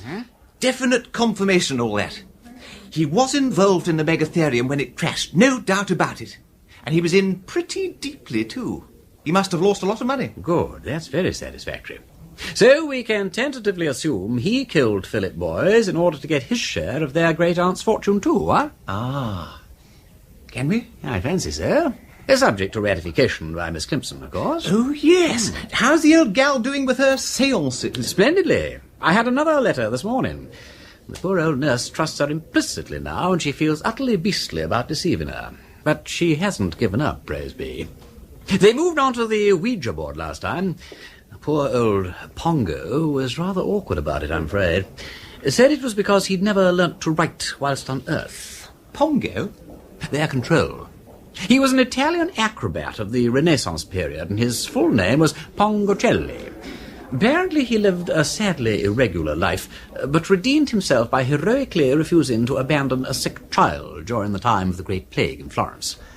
He caught the plague and died of it, and is now working out the period of probation for his sins by serving as a guide and interpreter to other spirits. Touching little story, what? Absolutely. Yes. Miss Climpson said she was rather proud of it, too.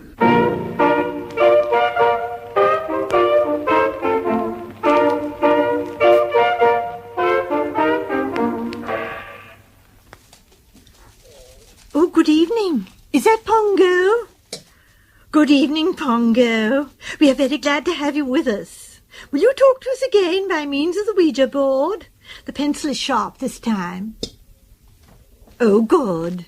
Are you ready, dear? Quite ready, thank you. Well, then let's begin. Pongo, have you any special message for us this evening?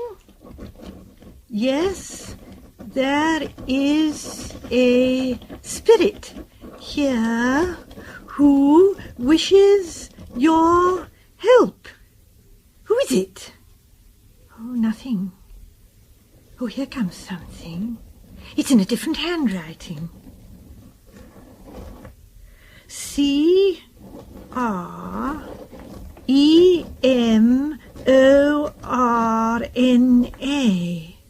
Cremona? This is very strange, Miss Climpson. Cremona was Mrs. Rayburn's stage name. Oh, I do hope. Oh, surely she can't have passed away suddenly. She was perfectly comfortable when I left her. Had I better go and see? Perhaps it's another Cremona. But it's such an unusual name. Why not ask who it is? Oh, good idea. Cremona, what is your second name? Garden. Do you mean Cremona Garden? Yes. Have you passed over? Not yet. In exile.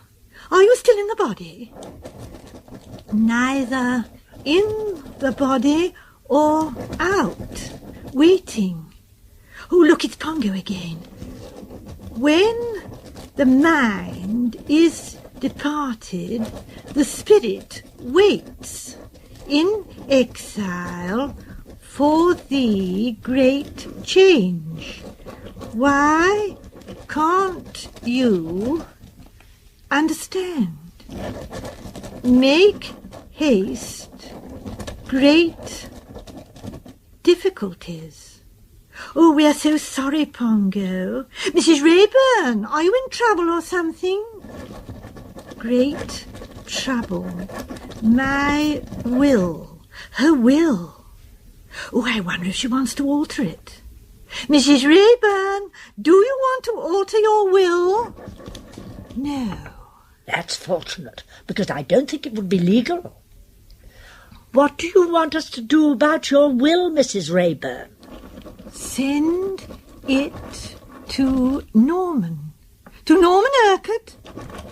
Yes, he knows. He knows what is to be done about it. He wants it. Oh, very well. Can you tell us where to find it? I have forgotten. Search. Oh, dear. Mrs. Rayburn, is it in the house? I tell you, I have forgotten. Deep waters, forgotten. Deep waters, no safety. Failing, failing. Oh, dear, the writing's going. Mrs. Rayburn, please don't go. Try to remember. In the B. B. Yes. What next? B. Oh, it's going. Mrs. Rayburn. Oh, she's stopped. Here's something. Oh, it's Pongo. She has gone, very tired, finished. Now, goodbye. Oh, dear, how dreadfully vexatious. Well, she said her will was in the B. Now, what could that be? In the bank, perhaps? Well, it might be. If so, of course, Mr. Urquhart would be the only person who could get it out. Oh, then why hasn't he? She said he wanted it. Of course. Then it must be somewhere in the house. Oh, well, what could B stand for? Oh, dear. Box, bag, bureau. Bed. Well, it might be almost anything. Oh, what a pity she couldn't finish the message. Shall we try again? Or shall we look in all the likely places? Let's look first, and then if we can't find it, we'll try again. Oh, yes, that's a good idea. You'll come and help, won't you? Yes, if you'd like me to. Yes, of course. Oh, I'd no idea there could be so many possible places beginning with B. There are a lot, aren't there? Oh, it's dreadfully exhausting, isn't it? I mean, wouldn't you like to stop? I can go on searching tomorrow by myself. Oh, it's a shame to tire you out in this way. Oh, I'm not a scrap tired. Now, what's this? 12, 18, 4, 9. What is it? I've no idea. Jottings in a little black book. Book? Well, could it be a book, do you think? Why, of course, yes. It might. Yes, oh, how silly of us not to think of it. In detective stories, wills are always hidden in books. So they are. Are there many books in the house? Yes, downstairs in the library, thousands and thousands of them. Oh, dear. I suppose we'd better try them then. They're just the sort of books to hide wills in. Oh, come along. Well, it's funny, isn't it? If the communication hadn't insisted on something beginning with B... Yes. Well, I would have expected any papers to be in the safe over there. Yes. Well, why not look? The letter B may have been referring to something different. You never know. But if it was in the safe, Mr. Urquhart would know about it. Well, it wouldn't do any harm to make sure. Oh, but I don't know the combination. Mr. Urquhart does, of course. We could write and ask him. She said it was urgent, though. I know. Those 4 figures in that little black book. Of course, black book. Well, there you are. Oh, how could we have been so silly? Mrs. Rayburn was trying to tell us where to find the combination. And here it is. Now, where's the safe? Over here. Yes. Ah, I see. Shall I try it, or will you? Oh, you do it, please. 12, 18, 4, 9. Now. Ah, well, there it is. Mrs. Rayburn's will.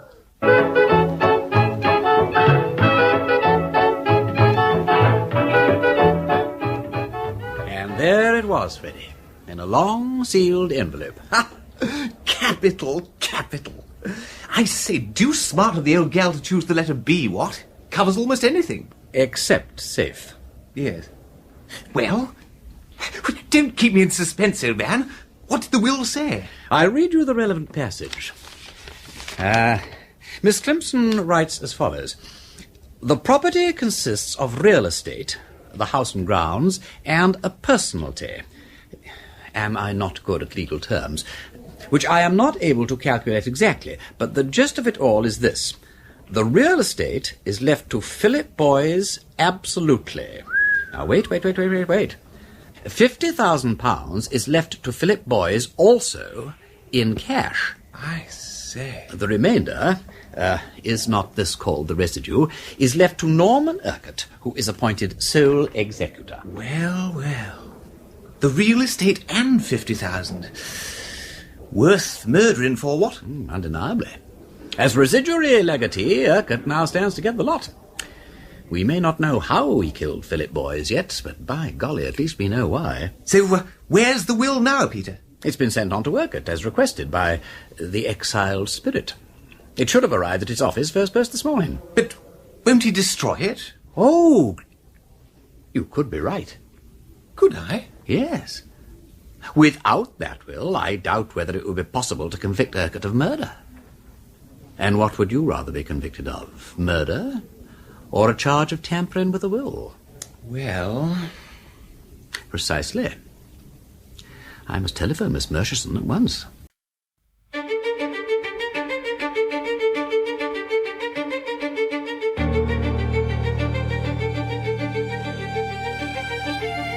Chapter 6.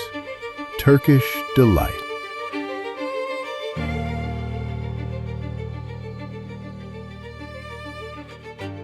Lord Peter Wimsey has fallen in love with Harriet Vane, who is awaiting retrial for the murder of her former lover, Philip Boys.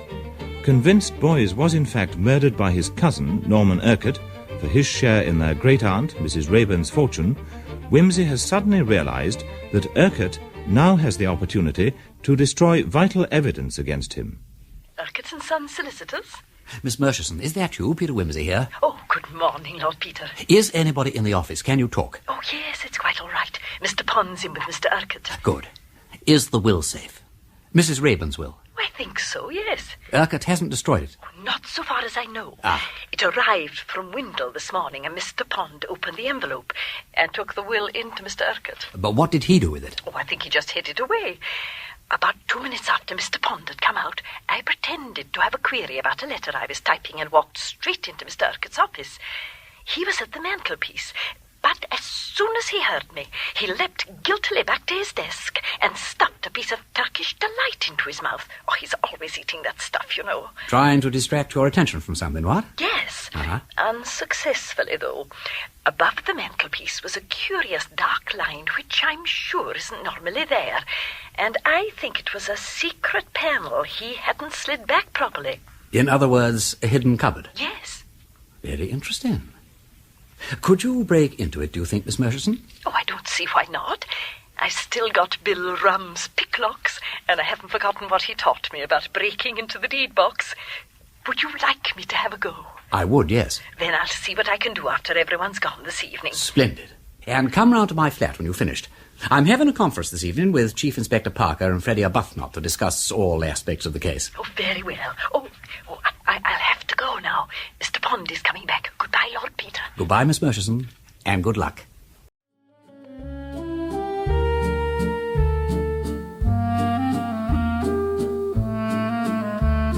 Well, shall I start, Peter? Yes, Charles. You have the notebook and the organised mind. Freddie and I haven't got either, have we, Freddie? Not me, old man. So you start, old Parker Bird. Off you go. Thank you. Well, the matter stands, I take it, like this. Philip Boyce and Norman Urquhart were the only surviving relations of Mrs. Raeburn, who is very old, very rich, and now quite childish. Now, in 1920, she executed a deed of trust giving Urquhart, who was also her solicitor, sole authority to handle her property. She also made a will, leaving all the real estate and £50,000 to Philip Boyce, while Urquhart was named sole executor and residuary legatee. In other words, now Boyce is dead, all the property devolves to him. Now, in 1925, as we know from Mr. Arbuthnot's highly competent detective work in the city... I say, really? Certainly. Urquhart took the dangerous step of plunging into speculation. He made mistakes, he lost money, he plunged more deeply to recover himself, and was involved to a large extent in the great crash of Megatherium Trust Limited. Now, in 1929, just about the time that Philip Boyce and Harriet Vane quarrelled, Mrs. Raeburn had a serious attack of illness and nearly died. The danger passed, but it might recur at any moment. You can see the temptation for Urquhart. If only his cousin weren't alive, he'd be able to clear his debts as soon as the old girl went. So what happens? Almost immediately afterwards, we find him becoming friendly with Philip Boyce and inviting him to stay at the house. And while living there, Boyce has 3 attacks of illness, attributed by his doctor to gastritis, but equally consistent with arsenic poisoning. However, in June 1929, Philip Boyce goes away to Wales, and his health improves. Yeah, that'll be Miss Murchison. Blunter will let her in. Carry on, Charles. Yeah, well, while Boyce is absent, Mrs. Raeburn has another alarming attack, and Urquhart hastens up to Windle, possibly with the idea of destroying the will if the worst happens. It doesn't happen, and he comes back to London in time to receive Boyce on his return from Wales. And that night Boyce is taken ill with symptoms similar to those of the previous spring, but much more violent. After 3 days he dies. Now, Miss Murchison, my lord. Oh, Lord Peter. Have you met Chief Inspector Parker? How do you do, The Honourable Freddie Arbuthnot? How do you do? No, hello. Lord Peter. I think the messenger has brought news. Look, the eyes glitter wildly. The expression is anxious. The lips are parted. The fingers fumble with the clasp of the bag. The symptoms point to an acute attack of communicativeness. Tell us the worst, Miss Murchison. The will has been destroyed. Oh, no. It's quite safe. But I found out why Philip Boyce was murdered. Curiouser and curiouser. I thought that was the one thing we knew already. Sit down, dear lady, and explain. Oh, thank you. Well, I broke into Mr. Urquhart's cupboard without much difficulty. Broke in? It's all right, Charles. Officially, you didn't hear that. Carry on, Miss Murchison. Yes, well, I checked first that the will was still there, and it was. So then I looked at the other papers. They turned out to be receipts for security, share certificates, and so on. But the names seemed familiar. Then I remembered where I'd seen them before, on Mrs. Raeburn's deed of trust. Lord Peter, Mr. Urquhart raised money for his speculations in the Megatherium Trust by using Mrs. Raeburn's money as security. Golly. So he not only lost all his own money, but all hers as well. Yes, And that's a criminal offence, isn't it? Abusing your position as trustee. It most certainly is, yes. I'd say it jolly well is. And you're quite right, Miss Murchison. That, of course, is why it was essential to have Philip Boys out of the way before Mrs. Rayburn died. Urquhart was quite safe while she was alive. He only had to pay her household bills and so on, and he had a power of attorney to do that. But as soon as she shuffled off this mortal thingamy, he'd have to account to the other heir, i.e. Boys, for the capital he'd misappropriated. Well done, Miss Murchison. A first-class motive for murder. Thank you. There is something else as well. Indeed? Tucked away at the back of the cupboard, I found a white paper packet. It had the name of a French chemist on it, and it contained a fine white powder. Arsenic? I don't know, but I brought a small sample with me. It's in this envelope. Whoopee! Look at this, Charles. Yes. It'll have to be analysed, of course. And so it shall be, embodied caution. Bunter? My lord? Make ready the rack and thumbscrew. Very good, my lord. Bunter has been taking lessons in Marsh's test for arsenic and performs it to admiration. You know all about that too, don't you, Charles? Enough for a rough test. Carry on then, Bunter. Thank you, my lord. Yes. You still haven't got round the snag in the case against Urquhart, of course, Peter. You mean how and when he actually did it? Precisely. His only opportunity that evening was at the dinner he shared with Boys, and if anything in this case is certain, it is that the poison wasn't administered at that dinner. Everything which Boys ate or drank was equally eaten or drunk by Urquhart and all the servants, with a single exception of the burgundy, which was preserved and analysed and found to be harmless. I know. But that is what is so suspicious. Huh? Did you ever hear of a meal so hedged round with such precautions? It is not credible, Charles. Oh, possibly not. But when did he administer the poison, then? Mr. Arbuthnot? Oh, don't ask me, Elbean. I'm as much in the dark as you are. Well, Miss Murchison, any ideas? I don't think he did it at the dinner at all. Now, how about before or after? Did Boys have a whisky when he arrived or before he left? Alas, he did not. Bunter has been cultivating Hannah Westlock. That's the maid, don't you know? Almost to breach of promise point. And she says Boys went straight up to his room on arrival and didn't come down until a quarter of an hour before dinner. How about the water bottle in the bedroom? The devil. That is one up to you, Miss Murchison. We didn't think of that. The water bottle. Yes, what a perfectly fruity idea. Oh, Bunter, there you are. Next time you hold Hannah's hand, will you ask her whether Mr. Boys drank any water from his bedroom water bottle before dinner? Pardon me, my lord. The possibility had already presented itself to my mind. It had? Yes, my lord. Do you never overlook anything, Bunter? I endeavour to give satisfaction, my lord. Then don't talk like Jeeves. It irritates me. What about the water bottle? I have elicited a somewhat peculiar circumstance relating to the receptacle, my lord. Hannah informed me that she showed Mr. Boys into his bedroom on his arrival and withdrew, as it was her place to do. She had scarcely reached the head of the staircase when Mr. Boys put his head out of the door and recalled her. He then asked her to fill his water bottle. She was considerably astonished at this request, since she had a perfect recollection of having previously filled it when she put the room in order. Could he have emptied it himself? Not into his interior, sir. There had not been time. Nor had the drinking glass been utilised. Moreover, the bottle was not merely empty, but dry inside. Dry? Dry. Now that convinces me, Peter. It really does. It's too complete somehow. It's not natural for a defence to be so perfect. My God, we have convinced Charles Parker. Nothing more is needed. He is more adamantine than any jury. Yes, but I should still feel happier with a little evidence of a more objective kind. You would? You want some real arsenic? Well, Bunter, what about this? The apparatus is quite ready, my lord. Very good. Then let's go and see if we can give Mr. Parker what he wants. Miss Murchison, Freddie, come along. We're going to Bunter's darkroom. Bunter lead, and we will follow.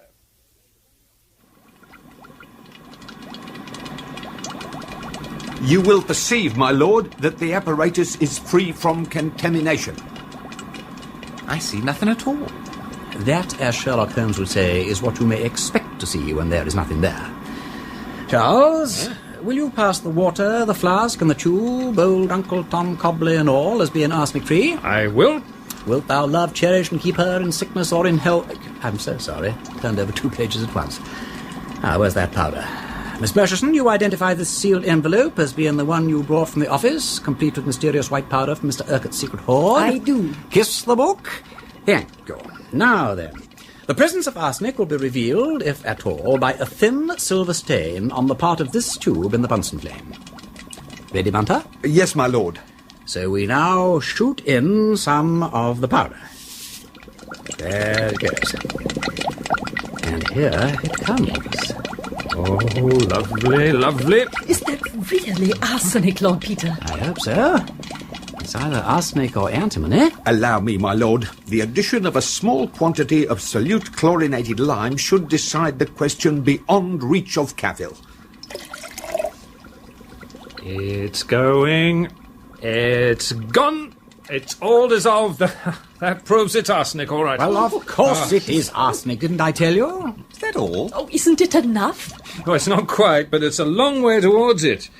Oh, we already knew that Urquhart had a motive for killing Philip Boyes. Miss Murchison has provided us with a better one, and she has now also established that he had means, i.e. arsenic. All we need now is to prove opportunity. Personally, I find the dinner deeply suspicious in itself, but to convince a jury, I should prefer something better than a credo quia impossibile. Riddle me right and riddle me ree. We've overlooked something, that's all. Give me the statutory dressing gown, an ounce of shag, and I will undertake to dispose of that little difficulty in a brace of shakes. Arsenic. Let me see. Arsenic. They put arsenic in his meat and stared aghast to watch him eat. What's that? Houseman, ain't it? Shropshire lad, yes. A great Scott, of course! Good look, excuse me for a moment. What's got into old Wimsey? Well, who knows? Well, this has been very satisfactory. Apart from all personal considerations, I'd be far happier to see that oily-haired fellow in the dock than any woman. And if the force has made a mistake, the sooner it's put right, the better for all concerned. Charles, Freddy, Miss Murchison, Bunter. I know how it was done. Good Lord. Really? How? Well, I've still got to prove it. A secondary consideration, my lord. Thank you, Bunter. You know, I think we must have Mr. Urquhart round for coffee. What? Turkish coffee, of course. He has a sweet tooth. And you'd better lay in some Turkish Delight as well. Not today, in a day or two, when I've made a few more inquiries. Meanwhile, I am going to Holloway to see the prisoner. Peter! Cheerio.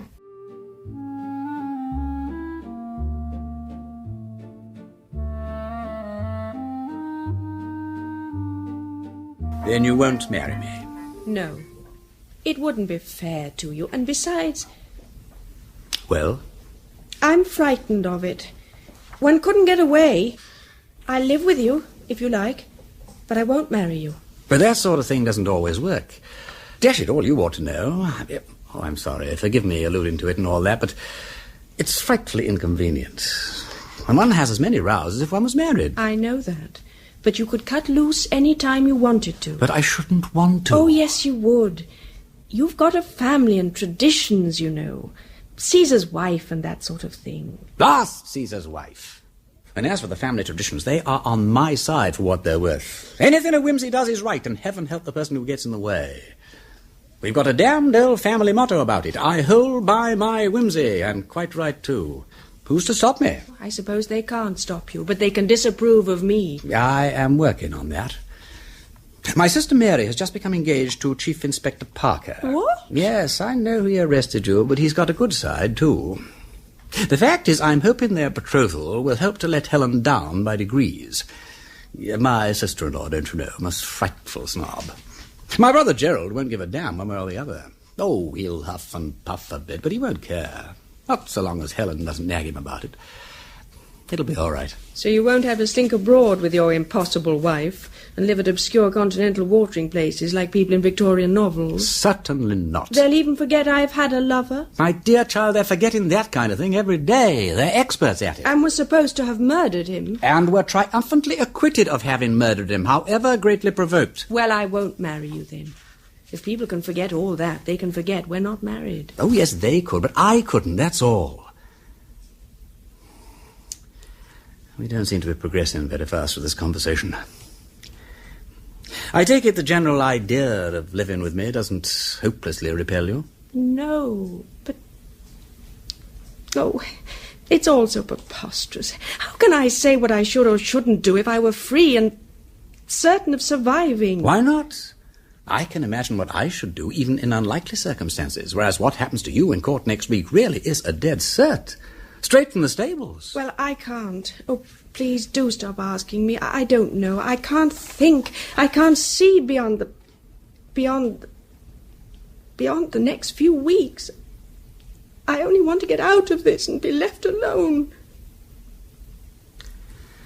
All right. All right, I won't worry you.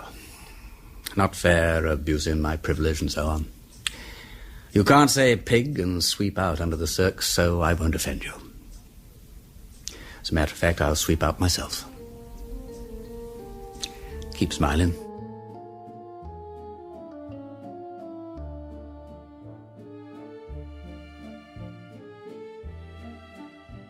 More coffee, Mr. Urquhart? Or another piece of Turkish Delight, perhaps? No, thank you very much. All I desire now, Lord Peter, is that you should finish your extraordinary statement so that I may deny it and go. I'm so sorry. I'm taking too long coming to the point, what? Well, slow but sure is the motto of yours faithfully. If I have so far taken up 70 minutes of your valuable time, believe me, it has not been unprofitably spent. You may think so. But allowing that all this preposterous story were true, which, as I say, I most emphatically deny, I should be greatly interested to know how you imagine that I administered the arsenic to my cousin. Very well, Mr. Urquhart. Let us ignore, then, all courses of that dinner previous to the last one. That is to say, the soup, the turbot, and the casserole chicken, since they were all consumed not just by yourself and boys, but also by Mrs. Pettycam and Hannah. Let us, in other words, Mr. Urquhart, concentrate on the jam omelette.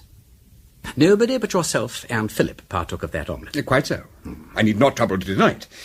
But you will bear in mind that I did partake of it, without ill effects. And moreover, that my cousin made it himself at the table. So he did. 4 eggs, if I remember rightly, with sugar and jam from what I may call the common stock. No, there'd be nothing wrong with the sugar or the jam. I believe I'm right in saying that one of the eggs was cracked when it came to the table. Possibly, I don't remember. No?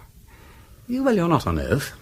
But Hannah Westlock remembers that when you brought the eggs in, you mentioned that one was cracked, and particularly desired that it should be used for the omelette. In fact, you yourself put it in the bowl for that purpose. What about it? Well, it is not difficult to introduce powdered arsenic into a cracked egg. Are you suggesting that in the whisking together of 4 eggs, one particular poisoned egg was somehow kept miraculously separated from the rest? There seem to be some flaws in your theory, Lord Peter, as well as in the egg. I haven't finished my theory yet. My next bit of it is built up from very trifling indications. Your disinclination to drink at dinner, your complexion, a few nail parings I acquired from your manicurist, a snipping or so from your very well-kept hair. I put these together, add a packet of white arsenic from the secret cupboard in your office, rub the hands a little, so, and produce hemp, Mr. Urquhart, hemp. I don't understand you. Oh, you know hemp. What they make ropes of. Great stuff, hemp. Yes, well, about the arsenic. As you know, it's not good for people in a general way, but there are some people, those tiresome peasants in Styria one hears so much about, for instance, who are supposed to eat it for fun. It improves their wind, so they say, and clears their complexions and makes their hair sleek. You must use solid arsenic, I understand, but if you do, and take a little bigger dose day after day, in time the doings, or what an old lady I knew in Norfolk called the tubes, get used to it. And you can take 6 or 7 grains at a time without so much as a touch of indijaggers. Very interesting. Isn't it? Of course, you mustn't drink for 2 or 3 hours afterwards for fear of washing the beastly stuff into the kidneys and poisoning them. But if you're careful about that, you can more or less immunize yourself. Well, Mr. Urquhart, you have a nice, clear complexion, except that I notice the arsenic has pigmented the skin here and there. It does sometimes. And you've got sleek hair and so on. And you were careful not to drink at dinner. And as I say, I've been in touch with your manicurist and barber and got specimens from them and had them analysed and all that. And what do you think? They're bung full of arsenic. Suspicious, what? I can only suggest, Lord Peter, that you should be careful before you communicate this ludicrous theory to anybody. To give out that I am addicted to drug-taking habits is slander and criminal. It is quite true that I have for some time been taking a medicine which contains slight traces of arsenic. My doctor can furnish the prescription, and that may very likely have left a deposit in my skin and hair. But further than that, there is no foundation for this monstrous allegation. None? None. Then how is it that you have this evening consumed, without apparent effect, a dose of arsenic sufficient to kill 2 or 3 ordinary people? That disgusting sweetmeat on which you have been gorging yourself, in, I may say, a manner wholly unsuited to your age and position, is smothered in white arsenic.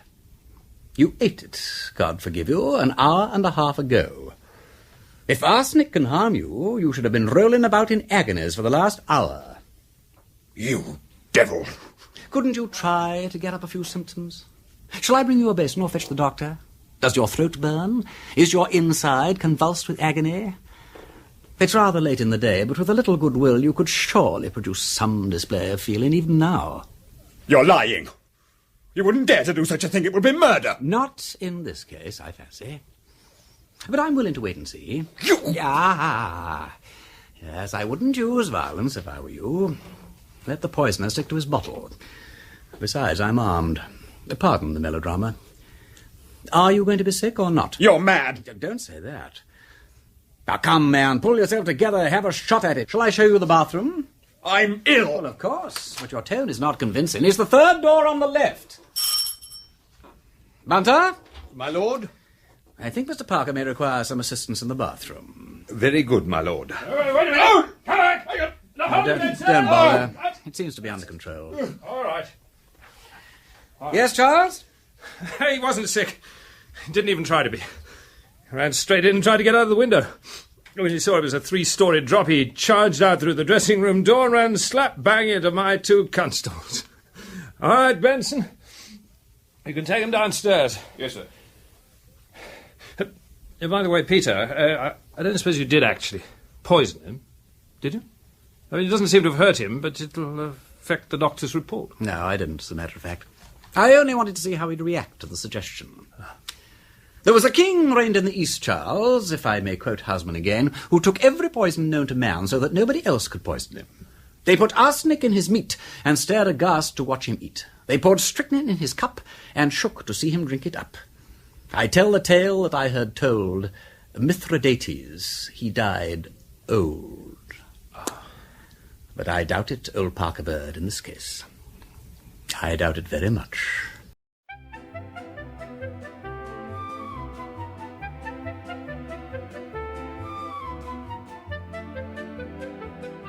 Hello, Marjorie.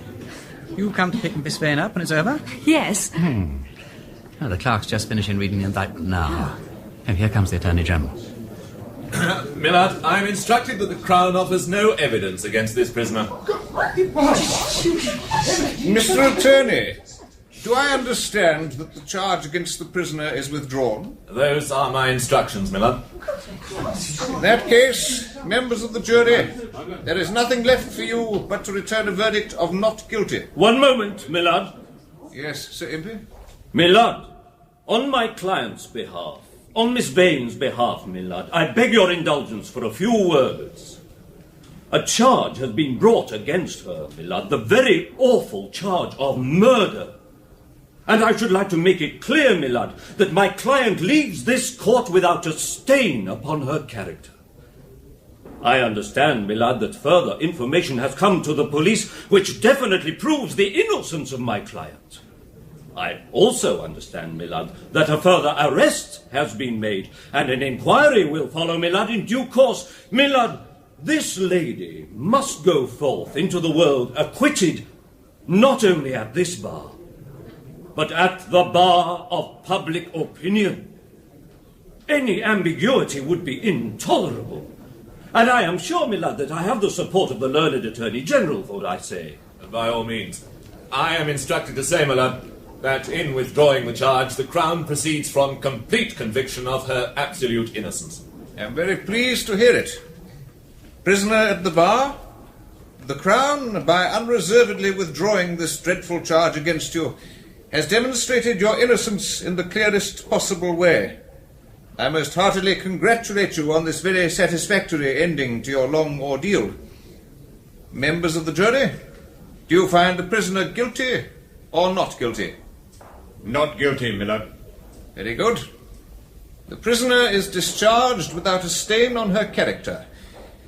Next case.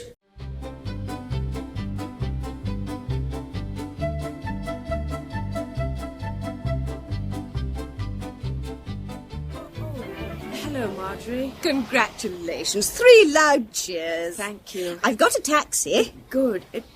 Where is Lord Peter Wimsey? I must thank him. No, you won't. He drove off just now with his brother, the Duke of Denver. Oh. Don't worry, he'll come and see you. I don't think he will. Oh. Too decent, you mean? Yes. Perhaps you're right. Yes, I think you are right. He won't do the King Cophetua stunt. And I must say, I'd rather take my hat off to him for it. You'll have to send for him, Harriet. I won't do that. I think you will. Yes, I think you will. Well, Gerald, what do you have to say to me? Look here, Peter, it's Mary. You're the only person with any influence over her. You've got to do something, Peter. She wants to marry your policeman friend. I know, why shouldn't she? Well, it's ridiculous. Not at all. Charles is one of the best. Very likely. Mary can't marry a policeman. Now, look here, Gerald, you leave Mary alone. Charles made a bit of a mistake at the beginning of this murder case, but he doesn't make many.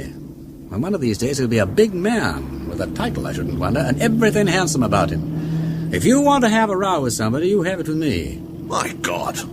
You're not going to marry a police woman? Not quite. I intend to marry the prisoner. What? Good Lord, what?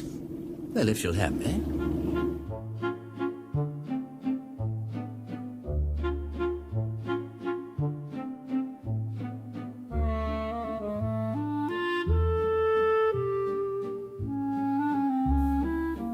You just listened to Strong Poison, written by Dorothy L. Sayers, featuring Britain's most brilliant amateur sleuth, Lord Peter Wimsey. If you liked today's episode, please like this video and swipe left on the comments section to hype the video. This helps us reach more listeners. If you are eager for more episodes from this series, do leave us a comment. This is your host, Edward, signing off, with a promise to bring back another slice of mystery. Till then, stay safe, stay alert. See you until the next crime.